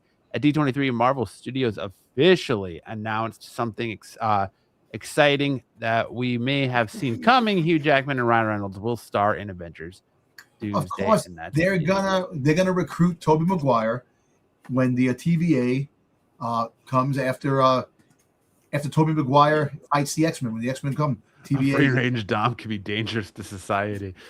I'm dangerous already. What are you talking about? Got to keep Dom under lock and key. Yeah. I don't know, man. He was looking a little old here. His ages look like he's finally starting to catch up to him. Hey, listen, it's a lot of work, man.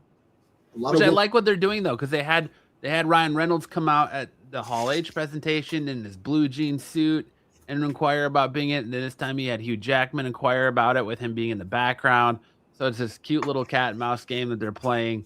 But yeah, if you pay attention to this movie's pretty much already been leaked. So if you pay attention to all the leaks or anything that's going on, you already know that they were going to be in it. And it's not really, they're doing a terrible job of keeping these Russian hackers at bay that are just leaking everything. Yeah. And listen, with social media, man, you never have a secret or anything. You know, listen, we would have found out a long time ago that Vader was Luke's dad if the movie was coming out today. We would have found that a long time ago. Keep Dom away from the pickle party. Yeah. You got to keep the pickle party away from Dom. Dom is the pickle party. False. Is the pickle party. I threw this in here for Dom because I know he had to wear sweatpants when this was announced. But Lilo and Stitch 2 is set for a May 2028 release date. Introduce Angel. They are going to introduce Angel. Yes. Yes. I am looking forward to this. Which was interesting to me, since I know that the live action Lilo and Stitch was well received, but the live action Moana bombed. So it's interesting to me that they're going to continue on and give us a Lilo and Stitch too. It made a lot of money, though. It made a lot of money. That's Lilo and Stitch. Yeah, forgot about that. The funny thing is, they had like anything with Lilo and Stitch is definitely a money grab. You know, Funko in their freaking investment. Lilo and Stitch is like number 6 in merchandise sold. So Lilo and Stitch does sell a lot. And even though the ending of Lilo and Stitch, the first one, was a little controversial because they changed it from what the cartoon was, it still made a lot of money. And definitely, I will be opening night to see this. There you go. Also, we got some news at Disney Plus. If you're a Power Rangers fan, sorry to say, but Disney Plus is passing on a Power Rangers live action series. No Power Rangers. Those Mighty Morphin Power Rangers will not be getting any adventures at Disney Plus after the streamer canceled its live action series, a project by Percy Jackson and Olympian showrunner Jonathan E. Steinberg and Dan Schatz, being developed back in 2024. And sadly, it never even made it out of the developmental stage. But Power Rangers is now owned by Hasbro. So I'm sure Hasbro's got plans to do something beyond just relaunching the Toys series. So we'll have to see what Hasbro does. Power Rangers He-Man. They pulled the plug on the power. Power Rangers and the Masters of the Universe. Watcher says the X-Men casting is perfect in my opinion. The only one I'm concerned about is Indy. Can she do a Southern accent well? She better be saying, "Hey, sugar." If she don't, I won't be convinced. It's an interesting cast. It's an interesting team because you're gonna do, like, they're saying potentially no Gambit, no Nightcrawler. We don't know what's going on with Beast, so it's an interesting cast that you're throwing Rogue in there right off the rip. But yeah, no Power Rangers at Disney Plus. She better work her butt cheeks. I want to see her laying down like she did in the cartoon with the butt. All right, Dom. Okay, Dom. Sad panda there for Power Rangers fans. X-Files fans have something to be excited about, as X-Files is returning this winter with a new comic book series from Dynamite. The new X-Files ongoing series comic book by Joe Harris and Riley Brown will debut this winter from Dynamite. Joe Harris has written more X-Files comic strips than any other creator and is best known for his season 10 and 11 storylines published more than a decade ago. X-Files is the next jewel in the crown for us at Dynamite in the working with Disney and entertaining 20th century territories. Hot on the heels of Kelly Thompson's Buffy the Vampire Slayer and Angel epic, said Nick Baraggi, Dynamite CEO and publisher. Multiple generations have loved following the cases of Mulder and Scully, and they translate absolutely perfectly to the format and serialized nature of comic books. We're working to make sure longtime fans and newcomers will love the new stories and can't wait to share more. The X-Files has appeared in comics from Wildstorm, IDW, and Topps, and launched the career of Charlie Adler, who would later be known as the artist for The Walking Dead. You know what's funny about the X-Files is that so our internet was out for like 2 days, and my wife was watching regular TV, and they had episodes of the X-Files on, and I forgot how good they are. Sit there watching them, and I said, "Damn, this is good shit." The X-Files I really enjoyed the X-Files. That's real. Yep, the truth is out there. There's our look at Mulder and Scully. Hey, Mulder looks a little sad there. I know he does. Very sad. This art style reminds me of the old Men in Black cartoon series. Yeah. What are you giggling Ed about? said, "Dom turning perv." Well, he's been a perv. What are you talking about? Mulder just looks like he's been pulling an all-nighter. That's what it is. Yo, why does Scully look like what's her name from Family Guy, the wife? Gillian Anderson. Looks Lois. like Lois. Looks like Lois. Lois. Oh, Peter. Peter. No, but you know what? This is actually pretty cool. I actually like. I think there's going to be a good series. I like. Don't we already have an X-Files comic? Isn't it called Department of Truth? Yes, Department of Truth, but that came out because of this. But it's cool to see this. I'm still hunting that damn X-Files comic with the Transformer The cover. truth is as probiotics. So there's a Transformer cover that had Bumblebee on the cover, and so the truth is out there. They had the X-Files crossing over with the books for IDW, and that damn Bumblebee Transformer cover is hard to get. I want that one. And then up next, our last news story of the night is Friendly Neighborhood Spider-Man Season 2 revealed its first look at Doc Ock, the Lizard, the Symbiote, and more. Oh, this is going to be good. Yeah, it's just being confirmed at D23 that Your Friendly Neighborhood Spider-Man will return on Disney Plus in January 2027. New artwork for the series was revealed, with showrunner Jeff Trummel saying that if Season 1 set the board, in Season 2, we get to play the game. And in the first piece, we see Spidey striking a classic pose with a shadow of Dr. Octopus looming large in the background. Spider-Gwen is also featured, along with characters who appear to be Eddie Brock, Lonnie Lincoln, crossing paths with Harry Osborn, and Nico, I can't ever say her last name, Minoru from The Runaways. They're growing closer to Peter, Pearl, Penguin, Aunt May, and Norman Osborn are also included. In the second piece, we have Doc Ock in his classic costume, Rhino and the Lizard. Nice. A still was shown. You can see it in one of my slides, revealing that Peter Parker will don the symbiote suit in Your Friendly Neighborhood Spider-Man Season 2, according to Empire. Footage shown in the room showed Peter battling Doc Ock and his suit being repaired by the symbiote whenever it ripped. A trailer showed Spider-Gwen, more Daredevil action, and Peter being subsumed by the Venom goo. And then showrunner Jeff Trummel confirmed it will lean more into classic Spidey villains. Expect more Rhino, Doc Ock, Lizard, and symbiote shenanigans. And there was a snippet played in the room, but there you go. You got Doc Ock and the Lizard here. Female Lizard. Here's that first cover we're getting of the classic Spider-Man pose with Doc Ock in the background. And you got Spider-Gwen there, Eddie Brock over here. There's Lonnie and Harry Osborn here. You got Norman Osborn over here. So you got a little bit of a slice. That's the Lizard right there. The chick, the girl next to her. The Lizard right here. Yeah, the Lizard. Yep. You know what? So. I'm upset that we didn't get the we didn't get anything for Spider-Man 97 to continue the original Spider-Man series like they did the X-Men. I want to see Spider-Man. I want that to continue. Watcher says to Dom's point though, Indy does have the assets for Rogue though. There you go. You see? There, I know my girls. There's your classic. Well, that's cool. I like that. Rhino, Ock, and Lizard there. What did you think of the first season? I liked the first season a lot. So did I. I'm excited for season 2. I don't understand why they're bringing Spider-Gwen in to this universe. I don't feel like that fits. Yeah. But to each their own. I guess they're trying to get Spider-Gwen off the ground so they can have a spin-off or give her her own movie or bring her in to get the people who like Spider-Gwen, because maybe if you bring in the newer characters that people like you could bring Miles Morales down the road, in this. But there you go. There's Peter donning the black suit, as you can kind of see it overtaking his Spider-Man suit there in the mouth.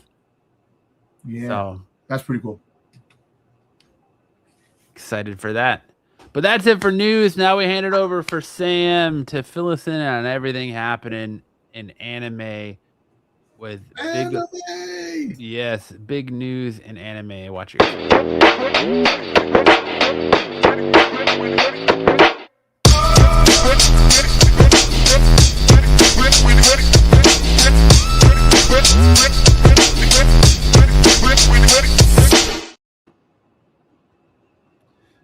All right. So if Ed pipes up in the chat and says he's taking a break, he doesn't get to text me anymore and say, stay off your phone, because he's texting me while we're going over covers going, get off your phone.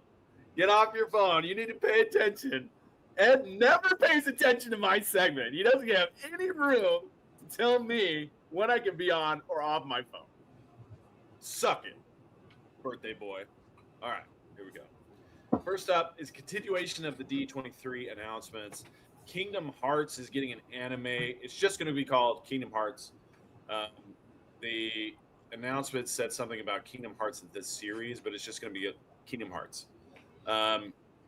And it's going to be all we really know right now is the poster is just the guy with the key. I don't even know. It's not a series that I played, so I don't know the kid's name, but the Keyblade. The Keyblade. So if you're a fan of Kingdom Hearts and kind of the Disney universe getting an anime treatment, this is happening in late 2027. Next, not a D23, but Legend of Zelda had a lot more casting announcements. This is going to be the late Sam Neill's final movie. He will likely play something like the King of Hyrule, Zelda's father. But they also announced other cast members. Uli Latukefu is going to be playing Ganondorf, the villain, a powerful warlock. You guys are familiar. Deacon Lockman is playing Impa. And Yvonne Strahovski from Chuck and all those other things that you guys love is also going to be in the movie, likely as the Queen of Hyrule. And then they also announced cast member Lydia Peckham, though her role has not been revealed. Could be Queen of could be the goddess Hylia, could be something like that. There's lots of people that maybe it may just be, a Hylian or a Hyrulean citizen. Who knows? But we got a lot more casting announcements as this film progresses. I thought this film was already in the can. And it may be. I thought they wrapped filming on this already. Sam Neill passed away quite a while ago. So his filming is done. It's about a month ago. His filming is done. So they're probably post-production and just announcing the other cast members. Supposed to come out next year? Yeah. Early next year. Early next year. Okay. And then we'll move on to the next one. Crunchyroll. If you guys don't know Makoto Shinkai, he is a very successful animator, director of probably Japan's favorite anime movies, including Your Name, Weathering with You. His latest was called Suzume. They're kind of like supernatural romance, teenage romance movies. Your Name is a story about a boy and a girl who swap bodies, and they, And then for the rest of the hour and a half, the dude's just staring at his titties in the mirror. They do that. There is that, but it's only in the first 2 minutes of the movie. Wow, I love these things. And then Weathering with You is about a girl who has the ability to stop the rain. Like, it rains a lot in Tokyo, and when she prays, the sun comes out and the rain stops. And it's kind of this interesting dynamic. In Your Name, the people are kind of smart, and they have interests that kind of align with everybody else, whereas in Weathering with You, their interests are not really aligned with everybody else. And so the main character is also kind of dumb.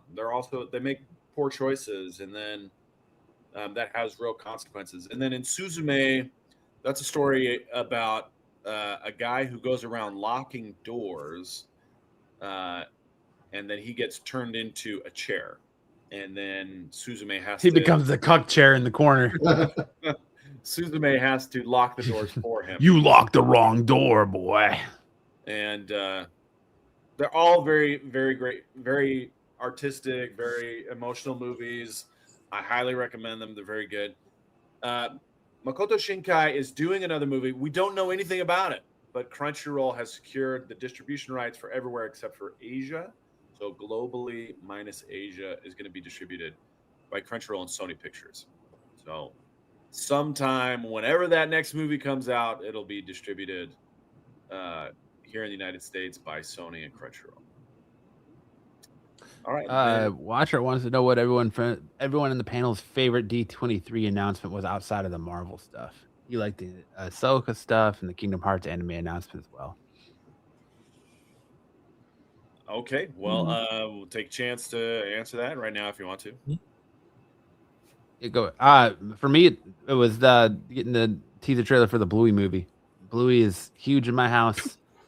And I have 2 little kids. Bluey is a phenomenal show. If you're a parent and you're not watching Bluey, it is a fucking amazingly darling show. We love it in my house, so I'm excited for doing that with my kids to go see the Bluey movie. So, and just watch my kids probably watched that teaser about 15 times already, and it's a simple trailer. So, yeah. For me, probably The Incredibles 3. That's probably my favorite Pixar movie is The Incredibles. So probably that one would be my favorite. Mine, Stitch. Lilo and Stitch. 2. I knew to going into it, the Star Wars stuff, this and that. I'm excited at that, but Lilo and Stitch, man, that's me excited. Outside the Star Wars stuff. what say you, old man Sticks? I mean, all of it's really good. I'm really interested for the Incredibles movie. I think that's kind of top on the list for me as far as what came out. Nice. Way to copy my work, Sticks. Yeah, well, sorry. Okay, I agreed with you. What do you want? Yeah, I'm with you. All right, Netflix also has announced a season 2 of the Yu Yu Hakusho live action. There was some controversy with season 1 because they included the ending storyline, which is the chapter black in the first season, which is not how the anime treats it. But they are going to the second major story arc, which is the Demon Plane Unification Tournament. It's generally considered the greatest fighting tournament arc in all of anime. So it could be one to watch. Hopefully they adapt it well. They did an okay job of the first season. It was decent. Who's eating dinner right now? Yeah, who's scraping plates? Or washing dishes? My wife's putting dishes away. Oh, okay. So hopefully this comes out next year. Yu Yu Hakusho is a popular series, both anime and manga. It is also written by the same guy who does Hunter x Hunter now. So excited to hear more news about this and watch it when it comes out. All right, next up we have our manga spotlight. There was Kohei Horikoshi who wrote My Hero Academia, did a one-shot horror manga. It had some interesting panels in it. It's basically about a girl who is raised to be a sacrifice to the sea monster who you see in the panel in the middle, kind of the old lady mixed with a whale thing. And she's saved by the character you see on the right, who's a boy who's in love with her at school. And he uses this kind of ghastly fishhook to save her from the monster who is still lurking. And you can see their eyes kind of peering between the skyscrapers in the background. And it was an interesting read. If you want to check it out, it's in the Shonen Jump app or the Manga Plus app, available for download at your Is she favorite. like a 50? Is that just a cover, or is it she's like a 50-foot woman? So that's just a cover. Okay. Shijima is the name of the girl. Okay. She always laughs because she's basically been raised to be pleasant, and that's kind of how she accepts the reality that she's meant to be a sacrifice to this monster. She's known that her whole life, and what the hero tells her is, "Hey, quit laughing. You don't want to die. You're not okay with this. So stop acting like you are. Quit laughing." So that's what the title is about. Quit laughing. Okay. And there you have it. There were some Fidel updates. He's still not in harm's way. I can't get screen grabs of his photos because he puts them in the instance on Instagram. And they don't let you take screen grabs of those. They want those to just disappear. So He's on the Abraham Lincoln, isn't he? And everybody wants an update on the living situations on that ship. I don't think he's on the Lincoln. I think he's still here in San Diego, and he's just having a pretty chill time. I want to go back to San Diego. Ed says, "Is it wrong of me that I let the commercial play out so I don't have to hear about it anymore?" You know what? Shut up, Ed. Yeah. Get off your phone. Get off your phone. I know it's boring, but you need to pay attention. Whatever, dude. Nobody has to listen to Ed anymore because he's a hypocrite. There you go. All right. And then our dodgeball. We have Who just farted? Who just farted? Yeah. You heard it too, didn't you, Sam? You heard it too, huh, Sam? How long have you been with her? How long have you been with her? It was you, Dom, wasn't it? No. Then it was Sticks. No, it wasn't me. If I fought it, you would hear. I didn't fight it. I'll never tell. I'm sorry. I gotta quit interrupting you, Sam. My apologies. No, it's fine. So this highlight is basically there's one guy on the other team that we just couldn't. We were struggling to get him out. His name's Gage. He's the one who did our Spider Gauge. The weekend Spider-Man came out. I got a catch, bringing Thaddeus back in, and Thaddeus could throw really hard, and he's also really mobile. He took his eyes off him for a second and got a ball thrown at him, but he was able to get out of the way and then get the kill right at the very end. So, yeah, the guy in the light blue shirt, he's freaking incredible. And got that catch, bringing Thaddeus back in. So I basically hand the baton off to him to get the job done. Fuck, I'm dead. I'm done.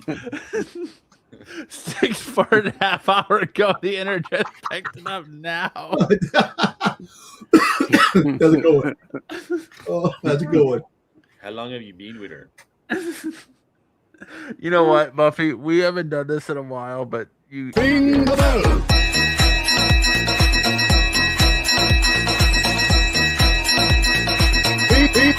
Ring the bell.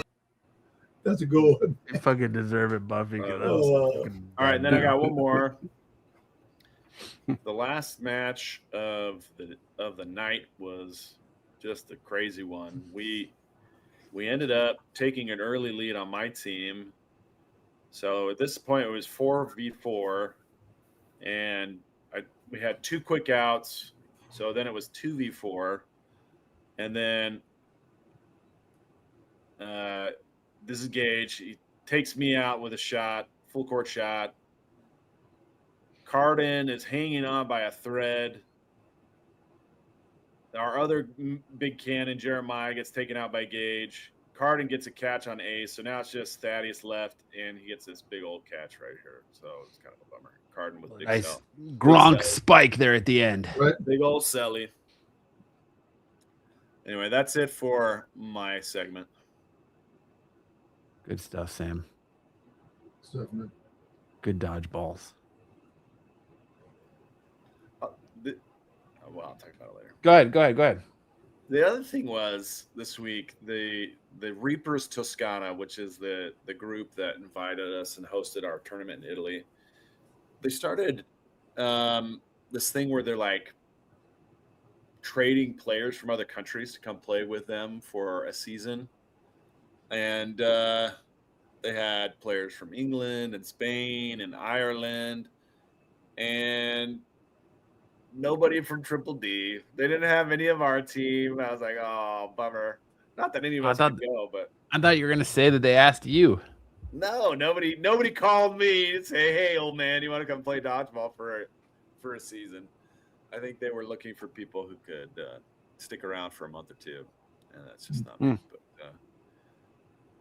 But I did have one of my members reach out and say, hey, why didn't I get an invite? And they said, well, do you want to? He says, no. Well, that's why you need an invite. What the hell? Was it Gage? No, it wasn't Gage. It was Robert. Robert's an 18-year-old, fresh high school grad. I was like, you should just do it. Yeah. Why not? You can put off college for a year and go explore dodgeball in Italy. There you go.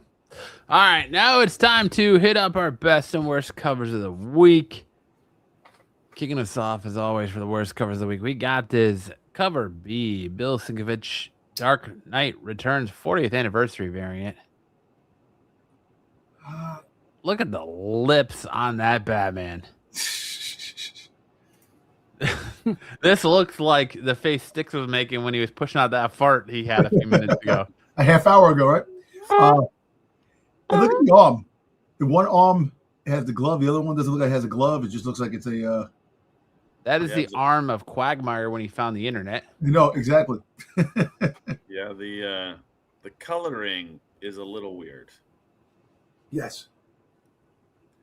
It's like lens flare or something, but the glare is kind of makes the coloring on the arms look. Who's the face? It's like a woman. It's Robin. Yeah, that's Robin, bro. Oh, Robin. Oh. From The Dark Knight Returns. Oh, okay. That's so he's actually drawing the dog. Okay, that's basically it's a Dark Knight Returns 40th anniversary variant. I didn't know there was Robin back there. I just like picked up the other silhouette back there, and then I just saw it. That's why I said, okay. It's not a bad cover. That was calculated. Did you just say that's not a bad cover? It's not a bad cover. We've seen worse. We talk about it every time we see worse. Anyway, so we're going to continue on the show tonight as Dom's clearly showing that his taste in anything is overrated and awful. Bring you back in, Dom. I'm just saying it's not bad. I'm just saying would I buy it? No. So there you go. It's bad. It's a bad cover, Dom. Like you can't even differentiate his upper body here. Like it looks like he's just arms. Batman loves lip filler. Yeah, that is bad. All right. Then we got this 125 Jay Gonzo variant for Uncanny X-Men 34. Gambit's got bat wings, huh? Buffy says, "See, I told you a free range Dom is bad." Gambit's got like wings. He's got this weird face. Yeah. He's got massive. Would you buy that cover of the Batman cover? Would I buy this? I wouldn't buy either one of these. But if you had a choice. I don't have a choice. Okay. He does have a handsome Squidward face, but I would not. Yeah, my choice would be to turn around and walk out of the shop. I ain't buying this shit. Tyson says, "Dom, I'm disappointed in you." Don't be disappointed, man. I had a moment like that at the shop on Wednesday. Honestly, are you guys up on the new craze with these kids' Neatos? Yeah. They're like these stress balls, but stupid kids on TikTok are microwaving them and leaving them in the car so they're like exploding on you and stuff. Oh, Jesus. I had an interaction with a guy that was pretty funny because I get to the shop on Wednesday to pick up my books and there's like just a line of people. So I text Alex, the manager at the shop, and I'm like, "Yo, I didn't know there can't be this many people here to buy Absolute Batman 23, right?" And he's like, "No, we got a stock of Neatos in." And I was like, "Them dumb fucking things." And he's like, "Yep." So I was like, "I'm not waiting in this long ass line to get in the shop to buy comics. I'm just gonna stand here at the front." And so he opens the door and he's like, "Just come on in, dude, because you're buying books or buying comics." And one dude has to get uppity and go, "You can't cut the line, man. The line starts back there." I go, "I'm not here for these dumbass Neatos. I'm here to buy comics." And he's like, "Oh, fucking nerd, here to buy comics. Think you're all big and bad." I was like, "Nah, bro, but I didn't take time off. I didn't take time off of work to come stand in line for a fucking kid's toy that your idiot kid's gonna put in a microwave or leave in a car and it's gonna explode everywhere." People are ridiculous. But anyways, back to this cover D, Mark Spears foil variant for Superboy. This looks like what's the name of the dude from When Harry Met Sally, or I think he was in Mad About You as well. Paul Reiser. Rob Reiner? Paul Reiser, yes. Paul Reiser. This looks like Paul Reiser as Superboy. The one thing I always see on Mark Spears covers, the nose, like it's red. The noses are red on of all the characters a lot of times. They're all out. They're all. He's always been a big fan of Rudolph. Yeah. He draws in They're all the drunk. in They're all the in the drunk. freezer, so they're all cold. They all have cold nose. Yeah, like they got a cold. Like yeah, he does get polarized a little bit. Looks like Paul Reiser a lot of it, and I like that douche boy, Doucheboy. doucher boy, and I like the pompadour he's got there too. Yeah. Very Egon Spengler-esque Yes. from the real Ghostbusters. Oh yeah. Yep. So he's been doing all the covers for the Kingdom of Zod, right? So a lot of the Yeah, he's been doing a lot of DC covers.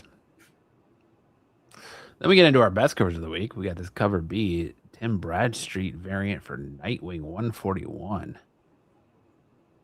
I agree, Ed. I enjoyed Mark's work early on, not so much now, though. Yeah, I agree. He's done too much. he's really getting a lot of work, man. He's becoming a new Liefeld, doing a lot of work. This is a cool cover. Yeah, this is a really good Nightwing cover here. Then you got this Daredevil Gabriel Dell'Otto variant. I like that. And issue 5 is my favorite number, and I love the way all red, like it's blue, like that's pretty badass cover. I like it. That's nice. And that came out this week, right? So No, this comes out next week. or next week, okay. Yep. 5's your favorite number? You know, I was Superboy born on the loves 5th. cocaine. 5th, so 5 is my number. I love number 5. That's a good reason. And we got this cover C, My favorite Carlo number is Paglia variant 142,857. on What happened? Wonder Woman 36. And I said my favorite number is 142,857. oh, that's a great number. Good number, man. I can see why. You don't know why, but I'll Tell tell us you. why, I'll tell Steve. you. I'll tell you why. Good. Huh. Multiply that number by any number, you get the same digits in the same order. They just start at a different place. So 142,857. Multiply it by 2, it's 285714. Multiply it by 3, goes 428571. Okay, so that's cool. That's actually You're going in a circle like that. And if you multiply it by a multiple of 7, then it's all 9s. oh, nice. Yeah, if you can say I'm throwing out the numbers here, man. Freaking the number game, question game. I square root of 5 is 5. I have no idea, man. Get the hell out of here with that shit. Square root of 5 is irrational. Arithmetic. It's like 2.12 or something.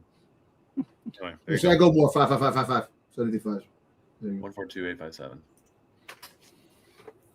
It's hard to blame the man getting his spotlight and money. He just ain't getting my money much anymore.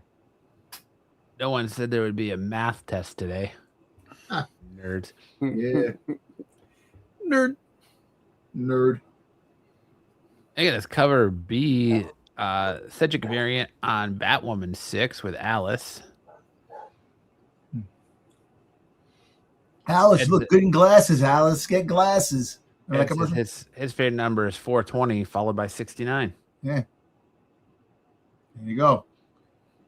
Nobody asked you your favorite sexual position in recreational activity, Ed. That's what happens when you bring a lawyer into the mix, Ed. Lawyers are terrible at math. Ed says 6'7". Where they round up. 6, 7. 8'9", Ed. 8'9". We get this Teenage Mutant Ninja Turtles, The City That Never Dies 21. TD variant. Hey, did Turtle book? You ever get the Mark Spears Turtle book? I did get the Mark Spears Turtle book. That actually cover was pretty cool. It's the only Mark Spears book that I want signed. Ah, And yeah. I refuse to pay the price he's asking for it signed on his website. So I will. Go to con. How much is he asking? I think it was like, I want to say like $60, $70, something like that. It's not bad. Listen, I appreciate an artist's work, and I appreciate what you've done for, the community and but if I've already bought the book at cover price, okay, fine. I will pay up to $20 for your signature, depending on how badly I want it. Mhm. You are not fucking Stan Lee. You are not Right. fucking who else? You're not Steve Ditko. You're not fucking who else would I put up in that echelon that I would pay that much money? Jim Lee. Jim Lee. You're not McFarlane. I wouldn't put McFarlane up there. John you're Romita not Jr. Kevin Eastman. You're not John Romita Sr. Okay, senior. You're not guys whose autograph should command that type of money. Mhm. So good on Mark for making those books, and I like his art, but I'm not going to pay that much for your signature. Sorry about it. It's just I'm not going to. And even that, like, but I'm okay with you charging. Like, I like that Jagoda at San Diego did your first 2 signatures are free. Anything after that you pay for. A lot of artists do that, but the days of the free signatures are gone now. Yep. But yep. That's my thing is I've already bought your book. I already bought the book. So if I'm standing there in front of you with that book and it's mine, cool. I'll pay you up to $20 depending on who you are for your signature. But even Rob Liefeld, $150 on something, get out of here. And the secondary flippers are what started that because they know you're just going to get that book graded and take it to eBay and sell it. And they're commanding a per diem on their, not a per diem. What's the word I'm looking for? They're commanding a premium on their signature because you're going to turn around and sell it and they're not going to get a cut of that, but it is what it is. Yeah. But I will say I've paid upwards over $60 for a signature from someone. So who did you pay for signature? Who did you pay $60 for a signature from? I paid $90 for Peter Capaldi's. Okay. I paid I think it was $110 for Matt Smith's. That's crazy. I think the most I've paid for a signature is $130 for a Stan. Or no, sorry, $80 for a Stanley signature. Like even some of these actors and shit that command so much for their signature. Like, I'm not gonna pay you $325 for a John Cena to sign something. Mm-hmm. Let me ask you this, because I saw it online the other day. Would you guys get Tom Holland to sign an Amazing Fantasy 15? No. He had nothing to do with the book. I saw a video just playing a character. Getting Tom Holland to sign an Amazing Fantasy 15. Actually, what I would do a reprint, maybe not the an actual. Yeah, no, not the actual. A reprint, yes. The That's actual 15. That's a book that Stick wants so bad. Amazing Fantasy 15. Now Tom Holland on it. Actually, I would get a newer book with the Spider-Man, get him autographed. John Berthal and Tom Holland. If there's a Punisher and Spider-Man cover, a newer version. So I would definitely do that. But I don't know. You see, look, I like actor signatures. That's why I get signatures there. I don't usually go for comic book signatures unless it's already they're for sale, like the signature series that's already graded. I would go buy something like that. Like But Pops, I understand. Like you getting your Pops signed, no problems with that whatsoever. But the money, you see how much money? Freaking $150 for freaking Tamira Morrison. Mm-hmm. That's a lot of money. Freaking Mark Hamill, $400. That's a lot of money for. My problem comes in when you're getting an actor to sign an Amazing Fantasy 15. Like nobody else has played that character before that. Now, if you're not getting Toby, if you're not getting Andrew, if you're not getting, if you go for Toby, Andrew, Tom Holland, and maybe get the 1977 the actor who played Spider-Man and have them all autographed, on the books, then I could say, you know what? All right, you have a little montage of actors who played Spider-Man. That'd be cool. But just to get Tom Holland, look, you get the three: Tom Holland, Andrew, and Toby. Then the book. Then you get it graded and you get it autographed by them.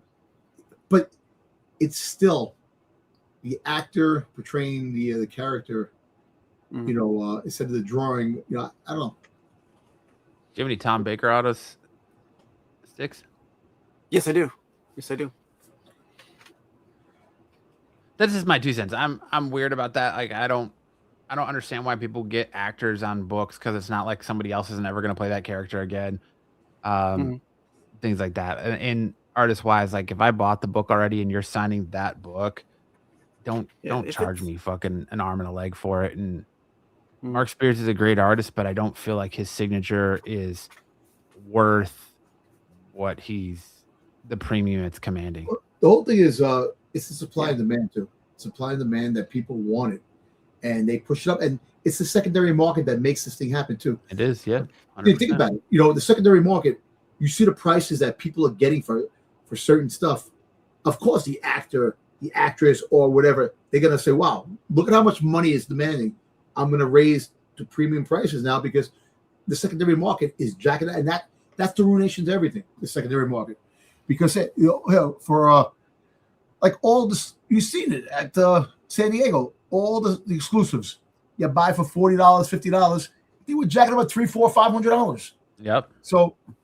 And maybe I'm ignorant to it too, but I hear a lot of people talking about Spears covers. I don't hear so many people talking about the actual story in his book. Yeah. Again, I'm not here to shit on Mark. I think Mark is doing great work. I do think he's had some misses, but again, like my beef is more so with like the prices for signatures and all that from people on stuff. It's insane. And that's a sad thing because I think Monsters is a pretty good book. I like the story. I like the premise of what he has there. But because of the cover mirage of figuring out there that all the covers that he's doing, it's taken away from the story itself because people just want to buy his book because his covers. And I support artists. I think the artists need to be paid more. Like I get it that they don't have, you see some of these icons dying broken penniless because they didn't make it, money off their stuff. Look at Bill Finger, who never got the play he deserved for helping create Batman. But anyways, Enoch Lee, Mary Jane Watson. That's a cool cover. Variant here for Queen of Black #3.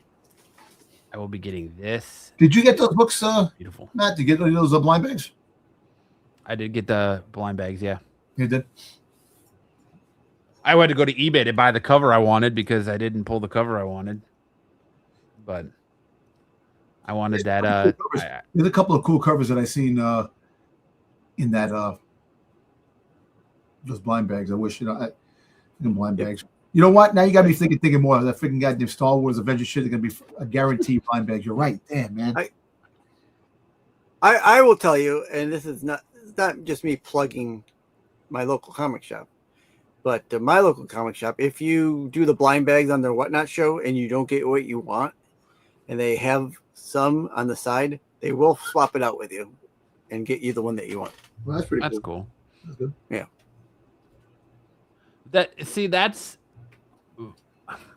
I can see where you're at with that, Sarath, but how many more people are actually going to play Shang-Chi? Like, Simu Liu playing Shang-Chi that's a good one because I think Shang-Chi is enough of an obscure character that you're not going to get a bunch of people playing that character down the road.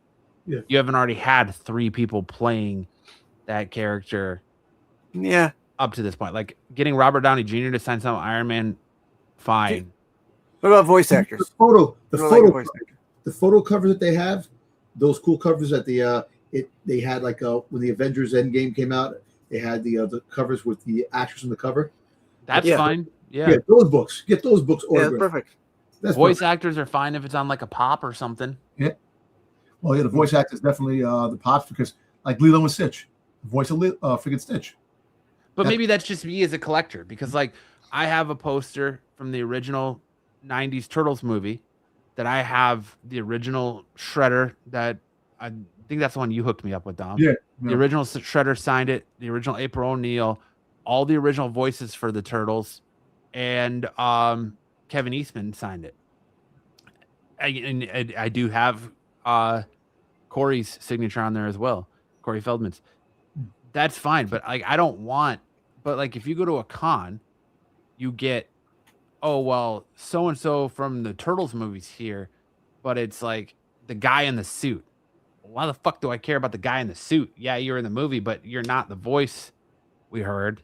You're not what I, incorporate with my childhood and the reason I want it. So of course I want the actual voice. I don't want the fucking guy in the suit. You see me on the other hand, like the Boba Fett, right? I go for the stuntman that was in the armor too. Get his autograph, Boba Fett stunts, which is kind of thing. I know he's not the guy playing, the actor playing, but he did wear the suit in the action scenes. So to me, he's part of Boba Fett. So that's kind of cool. You gotta get. I still think if it's on a Batman 77 comic, I would do it for Adam West. If it was on an old TV guide, I would do it from Adam West. Or if it was a picture of him TV guide as would be Batman, great.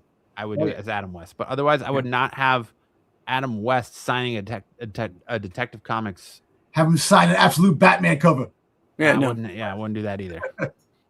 Yeah. I still say, Don, that you need to get Will Ferrell. Is it Will Ferrell? Yeah, Will Ferrell. From when he was Boba Fett in that one movie. Yeah. Eventually, I want to get the actor who played what's his name, Brick Myers, who played Boba Fett in Robot Chicken. The Shredder cover is badass. The Shredder cover is badass. I like cover. it. See Ashley Wood variant on the Shredder 11. Oh wow, yeah. There is a version of it as well. Oof. That is a ratio, but yeah, this Shredder cover is dope. That's badass. I like that. I don't like Ashley Wood stuff a lot of the times. Like a lot of her the Batman stuff is a little wonky, but this Shredder cover is dope. All right, that's it for best worst covers of the week. Now we're gonna roll into first appearances this week, where we have two. Of course, Absolute Batman saw the introduction of Absolute Clayface in full. I like what the guys do on TAC, but when they review comics, sometimes I gotta just tune out because they get me so angry when they review comics, and especially their takes on the Absolute Batman stuff.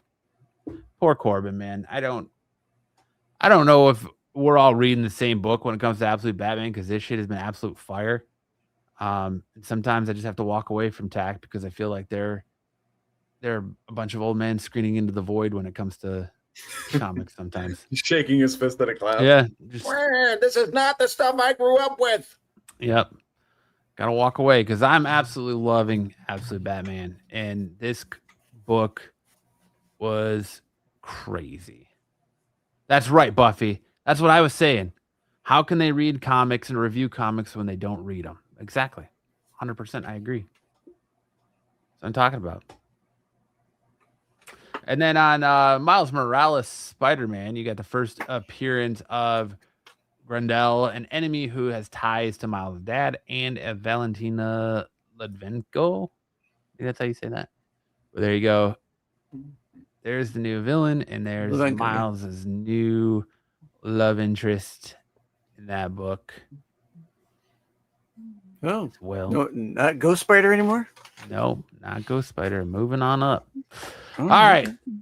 That's it for first appearances this week. Now we get into the good stuff, the stuff that everyone comes here to where Tyson can show off his talents. It's What the Flick. If this is your first time checking us out, this is the game where we Tyson takes the name out of the movie and replaces the characters with someone from Renavision in it, and you've got to guess what movie he's depicting. And kicking us off here,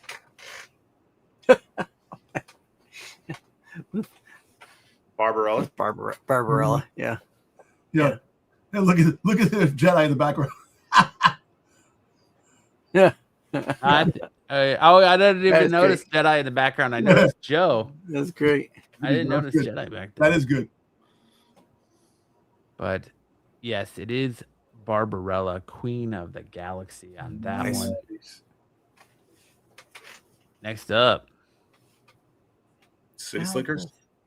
Is this it? Blazing Saddles. Blazing Saddles, or is it? No, not Blazing Saddles. City Slickers. City Slickers. No.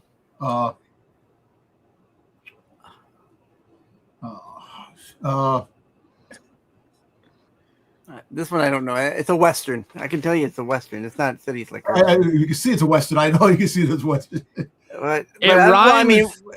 It rhymes with the Crisco Kid. The Frisco Kid. The Frisco Kid. Yes. Frisco Kid. There you go. Okay. Gene Wilder, Harrison Ford. Oh shit. Buffy said if Joe had legs like that, he'd never leave the house. He'd be sucking his Dime, own. you're on a good spot there. Yeah, I know. Yeah.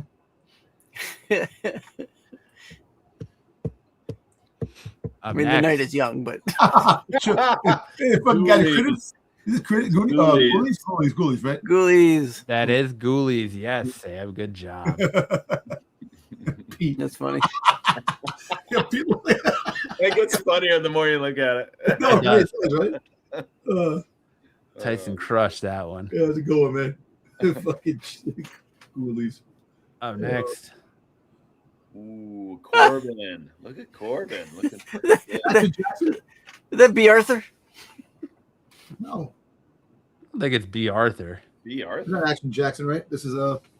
I looked at it real quick. That's a horror. Isn't that what's the who played a horror from Star Trek? Michelle Nichols. Oh, Michelle Nichols. Yeah. This is a Carl Weathers joint. Quantum of Solstice. I don't know this movie though. Not True Lies. It's one of the Craig It does ones. look like True Lies, yeah. It does, right? But I'm not. It's not True Lies. This is a Carl Weathers. Was it movie. Action Jackson, right? It was no. It is Spike. Action Jackson. I've yes. been saying that Action Action Jackson. I said that 54 times. Oh, I didn't hear you. Must have been your thick New York I heard you, accent.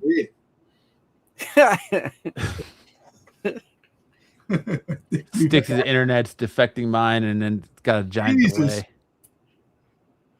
Up next. Oh man. Oh, this is good. Is this Buckaroo Banzai? This is Yes. Buckaroo Banzai. Yes, Buckaroo Banzai. It is Banzai, Buckaroo great. Banzai. Yeah. I like how it's got everyone in it. Look, it's got Sam on here twice, Sticks, me, Dom, or is that? Yeah, I think that's Dom. Me? Oh, And then Marco. By the edge. Hey, Buckaroo Banzai is a good movie. I like that movie. Which one's me? You're right here. The second one. Oh, okay. The second one. You've okay. got the I want to speak to your manager haircut. I got the quaff going. Yeah. Going. Dude. I've been getting all the good ones, dude. Wasn't it Police Academy? It is not Police Academy. No. Oh, shit. I know this movie. I don't know this movie. Since we playing this game, it's becoming increasingly more difficult for me to be able to tell Jedi and Joe apart. They could be brothers. They both could be got glasses, like a long white beard. They're twins. They're both pervs. It's great. This Moscow on the Hudson. Moscow on the Hudson. Gorky Park. Was this freaking sorority schoolgirls? Nope. Private school. Private It is school. not private school. The tagline is he lost his job, his love, and his self-esteem. He picked a funny way to get him back. Oh shit. Tootsie. No. Not Tootsie. Not Tootsie. I have no idea what it is. I forgot this movie. I can't think of it. I can't. Billy. Nope. I don't know. Dude, this is the best. Good job, Tyson. No, definitely, man. What's up, BK? Welcome to the party. It is Butch Camp. Butch Camp. Camp. I've never heard of this. I've never heard of it.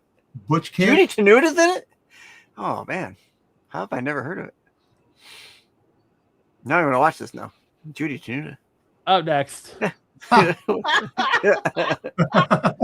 why is his neck so damn long? Look at Marco with the tits at the end. And Marco's got a great rack right there. What the hell is this? Nightcrawler. Oh, shit. It's not Fletch, is it? Is it Fletch? No. It is not Fletch. Damn. Oh, this looks so familiar. I love that Tyson is also incorporating crazy chicks from Lower Expectations in these now. It's great. It's great. His level of dedication is fantastic. Is that Mark Ruffalo? Is that who that is? Marco with the V-neck as usual. Like Sticks is Mark Ruffalo. No, the actor that Sticks is replacing is Edward Furlong. Edward Furlong from Terminator? Yes. Oh my gosh. Damn. I have no idea. I didn't know he was in anything else.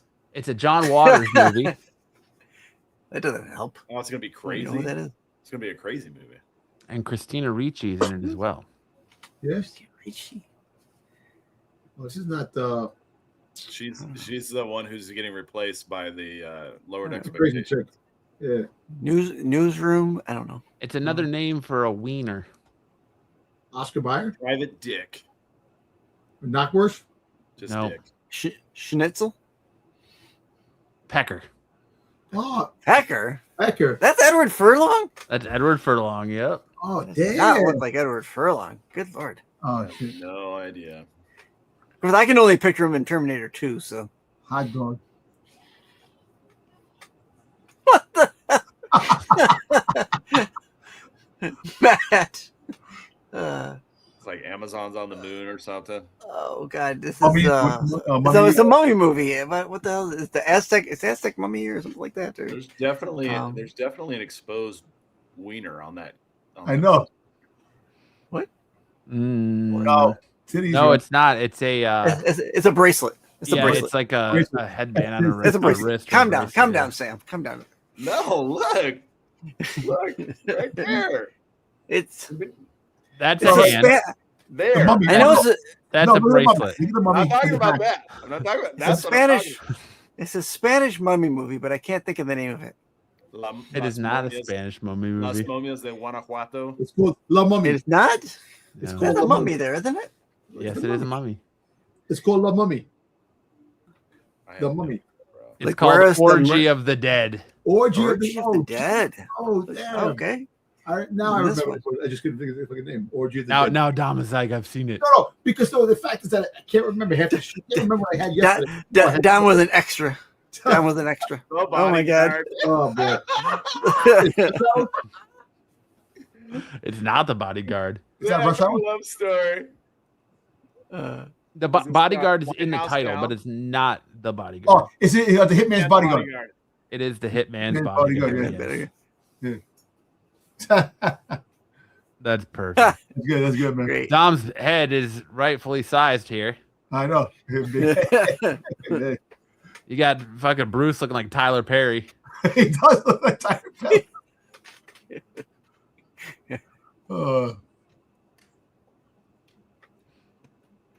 Fucking Dubs. What is? Oh, that is dumb. Queen of That the is dumb. Damned. It is not Queen of the Damned. No, This is is it Jennifer It's Lopez? just Jennifer Lopez movie, The Box, right? The is it the Box or something like that? The Box. The cell. The cell. It is the Cell. Oh, yeah, The Cell. Good job, Yeah. Sticks. There you go. Good job. All right. That's another rousing round of What the Flick. Good Oh, job. that's it? As Oh, man. always, Tyson. Now, to really set the mood, we have which song did Sam sing better? Sam, what are our offerings this week? We're digging deep this week. We're going into the Yacht Rock greatest hits. What a Fool Believes by the Doobie Brothers and Michael McDonald. And Arthur's Theme by Christopher Cross. What a fool Arthur's Theme. believes. You need to hit that high note too, Sam. I love that movie, Arthur. That's a great movie. Which one, the Russell Brand one or the original? Somewhere back in The original. long ago, the sentimental fool don't see, trying hard to recreate what had yet to be created in her life. She musters a smile for his nostalgic tale, never coming near what he wanted to say, only to realize it never really was. She had a place in his life. He never made her think twice. As he rises to her apology, anybody else would surely know. He's watching it go. But what a fool believes. So high, you're pitching out. Your mic cut out halfway through that. What seems to be.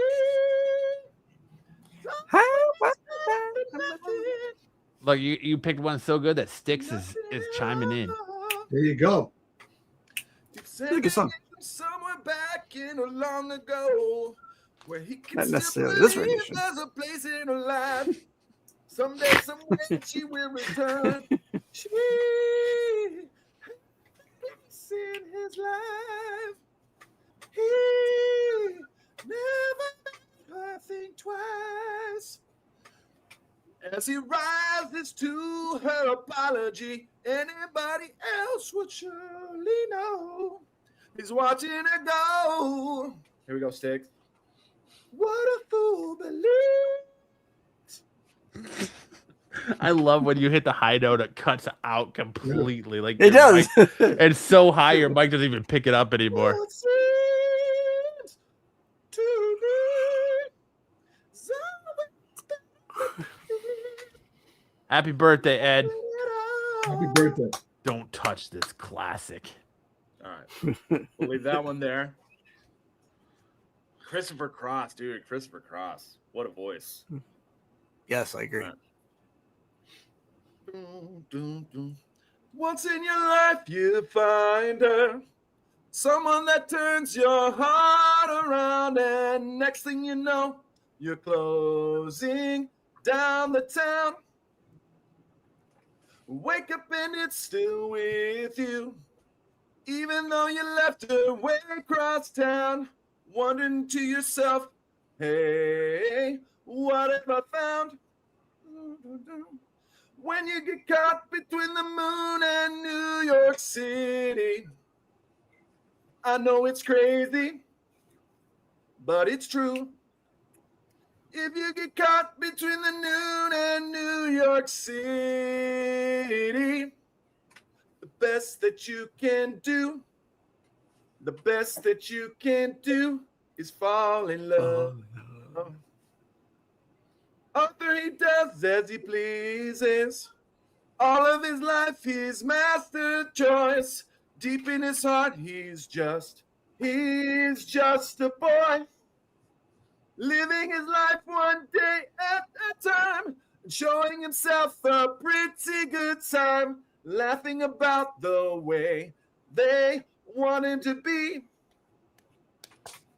When you get caught between the moon and New York City, I know it's crazy, but it's true. If you get caught between the moon and New York City, the best that you can do is fall in love. We'll leave it there. Are you sure? Good. I wish I had a saxophone. Break out the Kenny G. Dude, great tune. Christopher Cross, so good. Good job, Sam. You did good. I enjoyed it. Good job. Good job, Sam, as always, man. Come on, man. Give the guy more credit than it's due. You know what I'm saying? That he gets. Oh man. All right.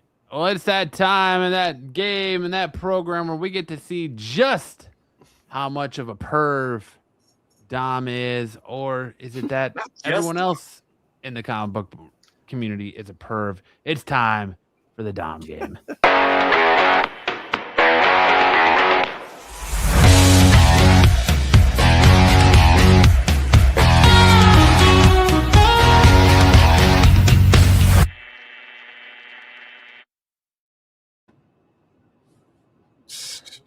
All right, it's time for that Dom game. Guess the internet post or IG post that Dom liked.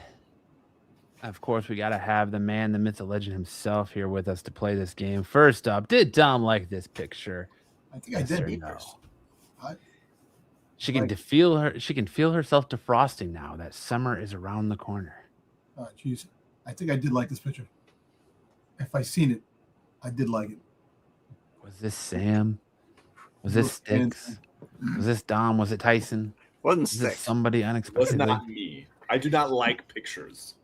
I do not like pictures like this because I know that someone will see it. Unless you're feeling happy, feeling healthy, and feeling like a human being, Sam is not liking it. Yes. I'm gonna say Dom. Although he had a spicy bubble bath one today. That's right. You did have a spicy bubble bath one today. What are you saying, say- Six? I say that Dom did like this picture. I'm gonna say yes to Dom. If I seen this, yes, I did like it. So I'm not even sure. That's Dom, you like every picture. Dom's liking it now. We know. Yeah, I like that. Like it now. Actually, what? Hold on. Before you reveal it, I just want to see something really quick. If I follow it, then it's definitely. No, that's cheating, Dom. Stop. It's just a question of, do we think this algorithm would have fed you this picture or another picture? We know every picture you would like here, but did your algorithm feed the algorithm? That's the thing. Algorithm knows your taste better than I know, and that's the thing. I know that's when I wake up, freaking goddamn AI is always talking to me. Here is your picture of the week, Dom Tober. All right, we already see Dom's head overloading and smoking. So yes, Dom did like this photo. Yes, he did. Of course I did. Why wouldn't I? Look at that. I know she looks like you with tits. She does look like Dom with tits. Did Dom like this photo? What the hell's going on here? That's a girl. It's a doll. That is a That is a doll. real doll. Oh, actually, it's a silicone doll. Dom would know because he bought two. I'm gonna You got hope one right there. that Dom did not like this. I'm gonna hope and pray that Dom did not give this a like. I'm gonna say David Nakayama. You and Sarath are on the same wavelength there with David Nakayama.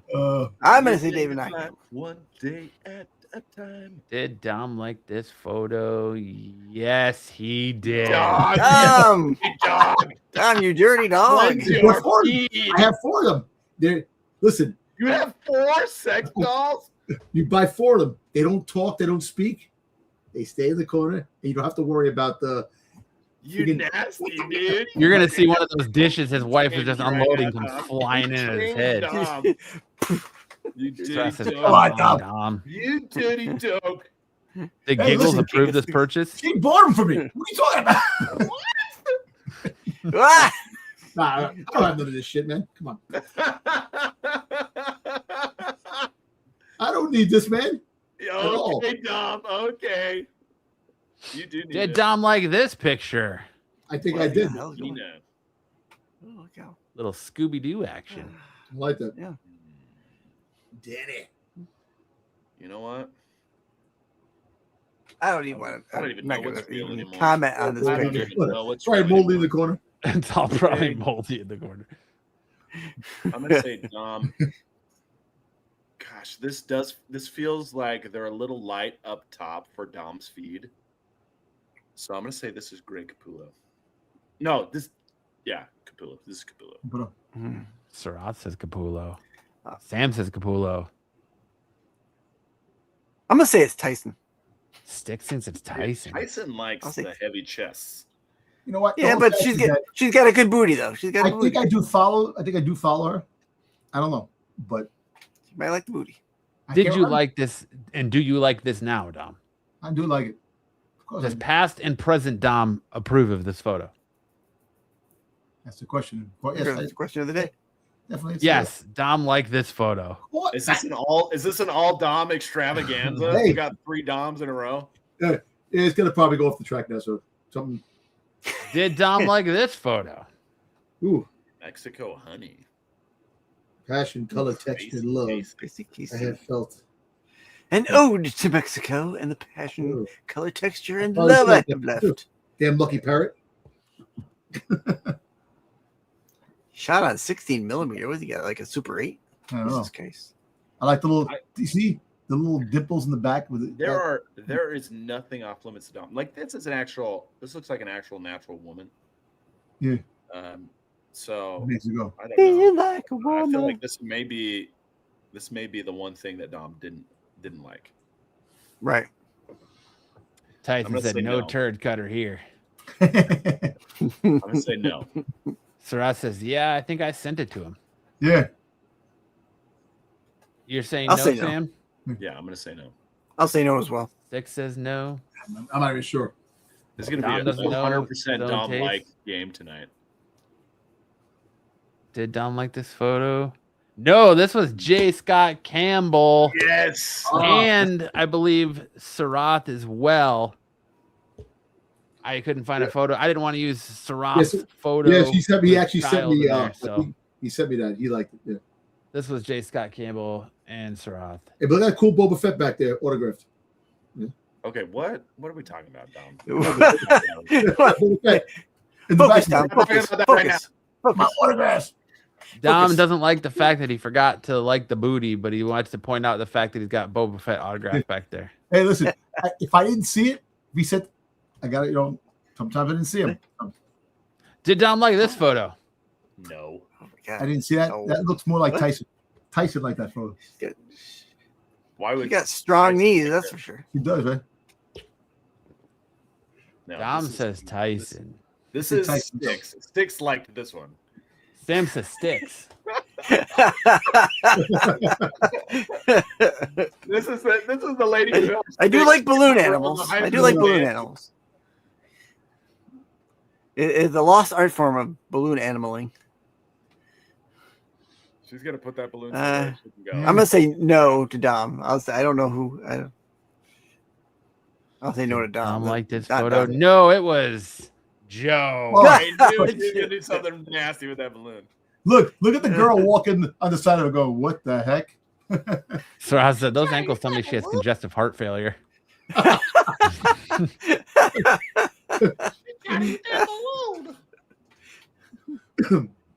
That's funny. Did Dom like this photo? Yes. This You know what? guy- I know that's Tyson. Probably. I probably didn't see this girl. And if I This did, is of Voorhees. course I did like it. I like how he went from yes, I liked it to progressively backtracking to No, because it's sometimes that Yes. some of these girls that figure Tyson sees, sometimes he gets the picture, he sends it to me, or he gets it first, and that's why. But I think I like this picture. Definitely did you like could it. just said I see so many titties in one day I on do. Instagram, I I do. can't keep them straight. I do. The algorithm's all me. Dom did. They start blending into each other, don't they, Dom? It's I AI. think I sent it to Dom Tyson. likes AI. I think Tyson. I think I sent it to Tyson. I think. I'll say yes. Happy This is Saturday. Dom. We're officially more than halfway to Halloween. Hmm. Tyson says, I love those titties. Sounds like Giggles might be Well, there- side-eyeing him.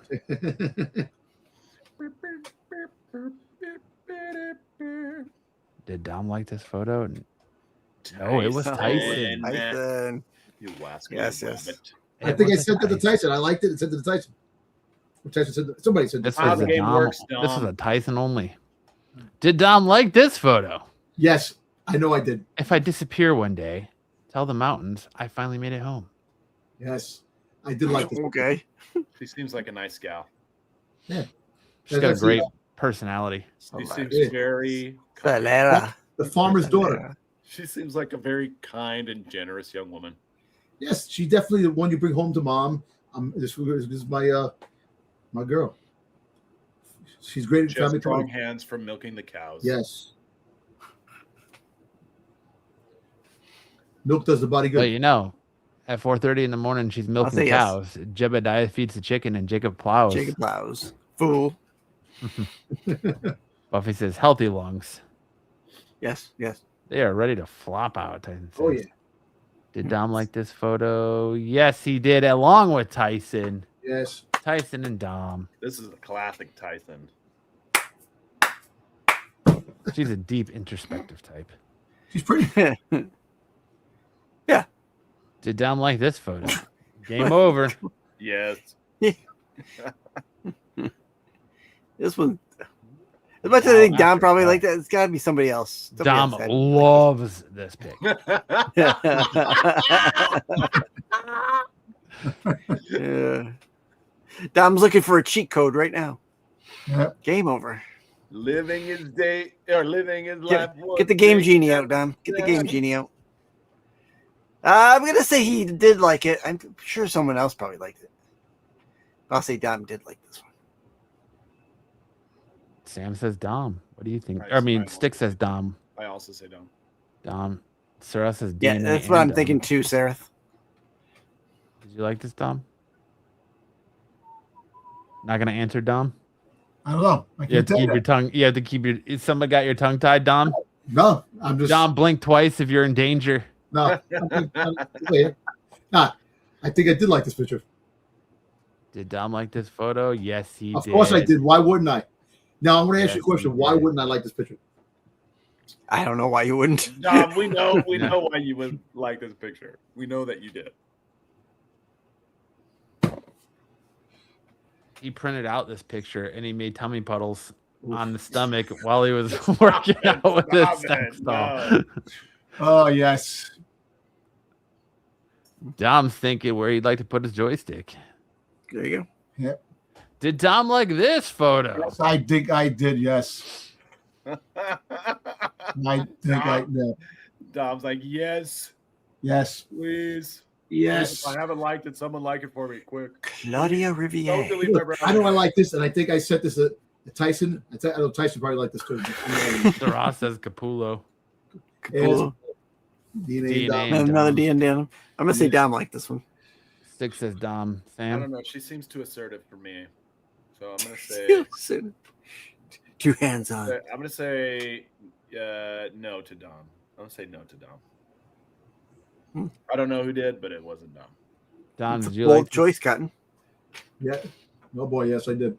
It was Tyson. Tyson, see Tyson. Tyson likes them strong, assertive Get your own women. game, Dom. I don't. The whole fact is that we go back and forth. So he probably sent me this picture. Yeah. He sends me pictures. I like them. Then later on, I see. Oop, follow. Tyson likes Excuse them me. assertive women. All right. That's it for the Dom game. Good job, everyone. Now it's time for that segment that closes the show where it sends everyone for the hill saying, I don't want to talk about chicks and dudes. I want to talk about comics. It's time for SNS Original Misconnections.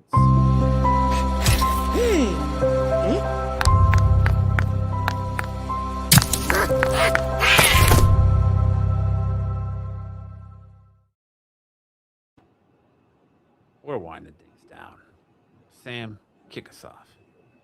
Miss you, Evan, from Hathaway, North Hollywood. We were in Hathaway up in the mountains at the same time. You were in Unit 3-4. I was in 7-8. We did unthinkable things at the pool every time we got together.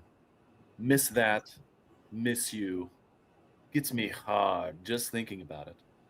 I miss that thick jackhammer of yours. Wish I could find you. Damn. Searching for love in all the wrong places, right? Searching for Guess love in so. all the wrong places. Yep. Star Wars.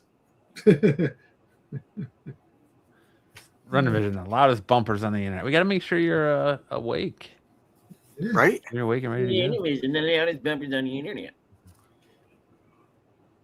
That abandoned garage was so perfect. Oakland.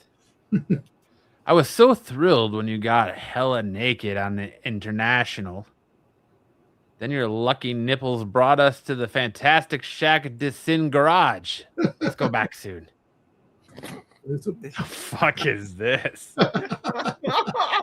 This was definitely my This was Dom last night after his 4 whiskeys. Dude, this Four feels- whiskey. yeah, this is 12 bourbons. 12 this is bourbons, baby. Dom's Or Oakland it's 12 counterpart. bourbons. I This was is so Dom. thrilled when you got hella naked on International. Yeah, Yeah. Your lucky naturally. nipples brought us back And your to lucky nipples. fantastic With some Shack de fantastic Sin sex. garage. Do some garage. Hey, let's go back soon. Hey, see you later. 12 bourbons later, Dom is a fucking poet. Oh, Jesus. This, Is this me? Is it? All right. Bass Pro Shop. You were an older gentleman wearing blue jeans, a black shirt. You had a few streaks of white in your hair, but very good looking and in good shape. I saw you, but did not approach, and I regret mostly because of the busy crowd. We'd like to get to know you and see if there's anything you would like to talk about. I'm sure there's a lot built up that you would like to release. Everyone needs to decompress and let loose sometimes. You can let loose on me anytime. You need to release your fluids. If this is you, let me know. We can get together. Nice. Hey, Sticks, you're the bourbon, subject of this post. Yes. I made it home on time. Good. Sticks is I can hold my alcohol. So. Sticks? That's not me. That's you, Sticks. That is true. Do you frequent Bass Pro Shops? Sticks? I do not frequent a Bass Pro Shop. You were an older gentleman wearing blue jeans. Joni loves Chachi. I was hiding in a tent posted by my own boner. I had to get off camera so I could stand up so nobody would see it. I want to sharpen my pencil. There you go. Oh, here you go. Looking for my friend Sam. Sam. And Lakewood. I used to come by and help you with the plumbing. I worked the pipe. You did the drilling. You were 40 plus, and I remember that you were into rope play. And I would like to experience that.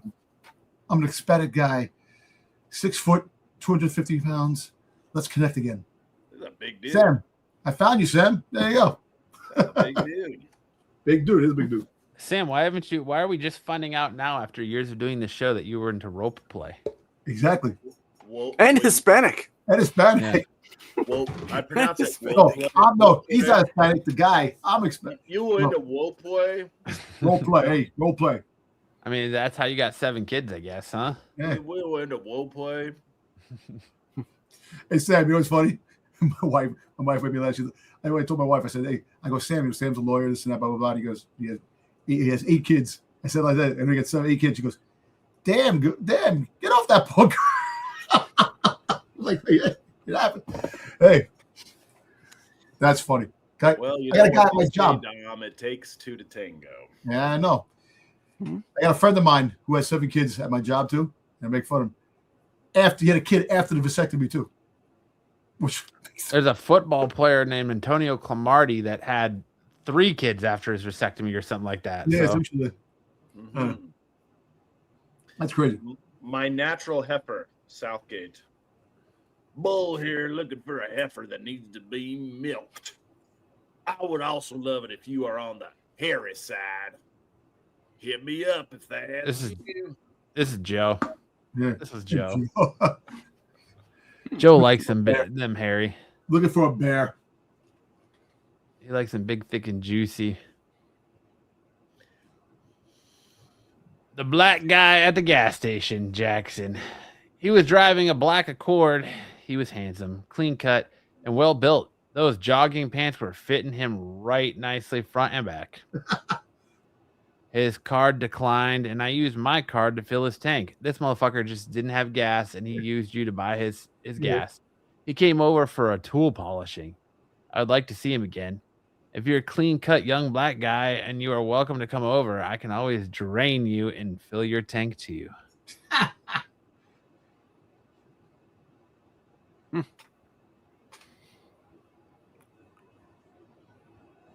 What is going on here? Holy shit. What the fuck is this? This is the best one ever. Quick nut. This is the one I was talking about. Oh, here you go, Sticks. Am I reading this one? You're reading it, Sticks, unless you All want right. Sam to read it. Nope, that's fine. Quick Nut Nate from Exchange. Nate, you and I at Exchange last Friday, and what started as a magical night filled with promises quickly turned into a comedy I'm still trying to process. To refresh your memory, we matched on Bumble, where you proceeded to talk big game for weeks. The confidence was incredible. The promises, monumental. You were basically the James Cameron of sexting, telling me you were about to deliver an experience unlike anything I'd ever seen. So we finally met at Exchange, danced the night away, had some drinks, and honestly, I was feeling it. You were charming, you were fun, the chemistry was there.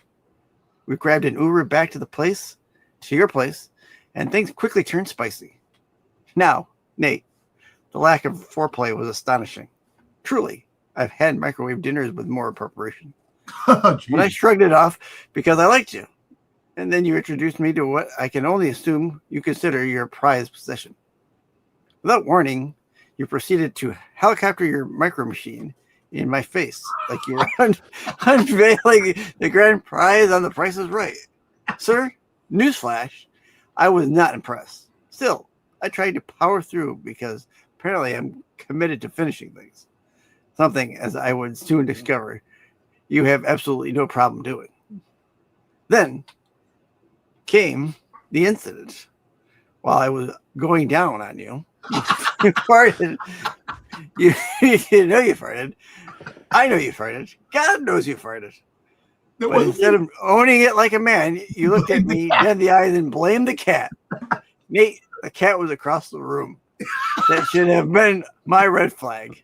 But no, because moments later, Mr. Come Quick Thumb Dick himself decided the evening had reached its grand finale. Oh, it had been my grand finale. Approximately 45 seconds after it started, and thus Quick Nut Nate was born. Weeks of trash talk, weeks of promises, weeks of hype for a performance shorter than a YouTube pre-roll ad. So, Nate, if you're reading this, I'm not mad. I just have questions, mostly about the cat, because that poor animal deserves an apology. Me still waiting for the night you promised me. You, Quick Nut Nate, somewhere blaming another fart on an instant house. Oh my God. Oh, damn. I'm so glad Jesus. I am not single. No, I'm telling you, the same thing here, man. The same thing. That's crazy. Oh, poor Nate. Poor Nate. Poor Poor cat. Nate. Poor cat, man. You blame the cat. That's a fart. Yeah. Cat's like, who, me? What? I'm over here. Cat can't tell. The cat's like, the fuck you talking about? Quick Poor Nut Nate. Nate. Damn. Sir. Damn. Really, he fucking micro machine propelling like a helicopter around my face. Oh, damn, man. This Damn. young lady was very upset. Hey, you know, they had good chemistry talking, and he. We assume it's a lady. No, we don't know. We don't know. Don't make promises you can't keep, I guess, huh? Don't talk Exactly. a big game if you can't back Don't it lie up. about a cat farting. That's sad on you, mate. Come on, Nate. Do better than that. Buffy said, Amber, Jesus, better. my Be nuts better. just crawled into my lungs and my name isn't even Nate. Oh, Oh, man. poor Nate. Give it a moment of silence for Nate's out there everywhere. His quick nut. It's quick, yeah. Mr. Come Quick Thumb Dick out there. Oh, damn, man. That's our show for this week. I hope you guys had a good time. Thank you so much for everyone hanging out with us. If you want more to hear about Dom talk about Star Wars or attempt to talk about Star Wars and get cut off a million times or told that he's wrong, make sure to check out the Star Wars show tomorrow night on the channel. If you want more from everyone at Renovision, check out Pete's Shorts all throughout the week. If you want more from me, Doms and Sticks, check us out on Thursday nights for our wrestling show, Off the Mat. Make sure I'm back, baby. Yeah, Sticks is finally back. I'm back, baby. Make sure to check out the Tack Show on Wednesday night with Pete, Marco, and the boys doing their thing. They're poorly reviewing comics, as I stated before. Make sure to check out Dom and Sticks Fridays over on The Qualified. If you want to watch two perverts, an old man, and Dom talk about comics, you can check everyone out there on The Qualified. It's a great time. Where'd that They leave did me? some good there's some good discussion about Ignition Press last night. You don't have to do anything you don't want to do there, Tyson. So make sure to check out that. And of course, if you want more from us, make sure to check us out back here next Saturday night for a brand new episode of S&S, where we always bring the heat. Sam, take us out with some words of wisdom, my friend. Don't be like Guy Fieri. Don't stand on the corner sucking a banana for 30 minutes. You actually have to take a bite. Unless your name is Nate, and then it's about 45 seconds. either you've got me confused with somebody else, or this is a joke.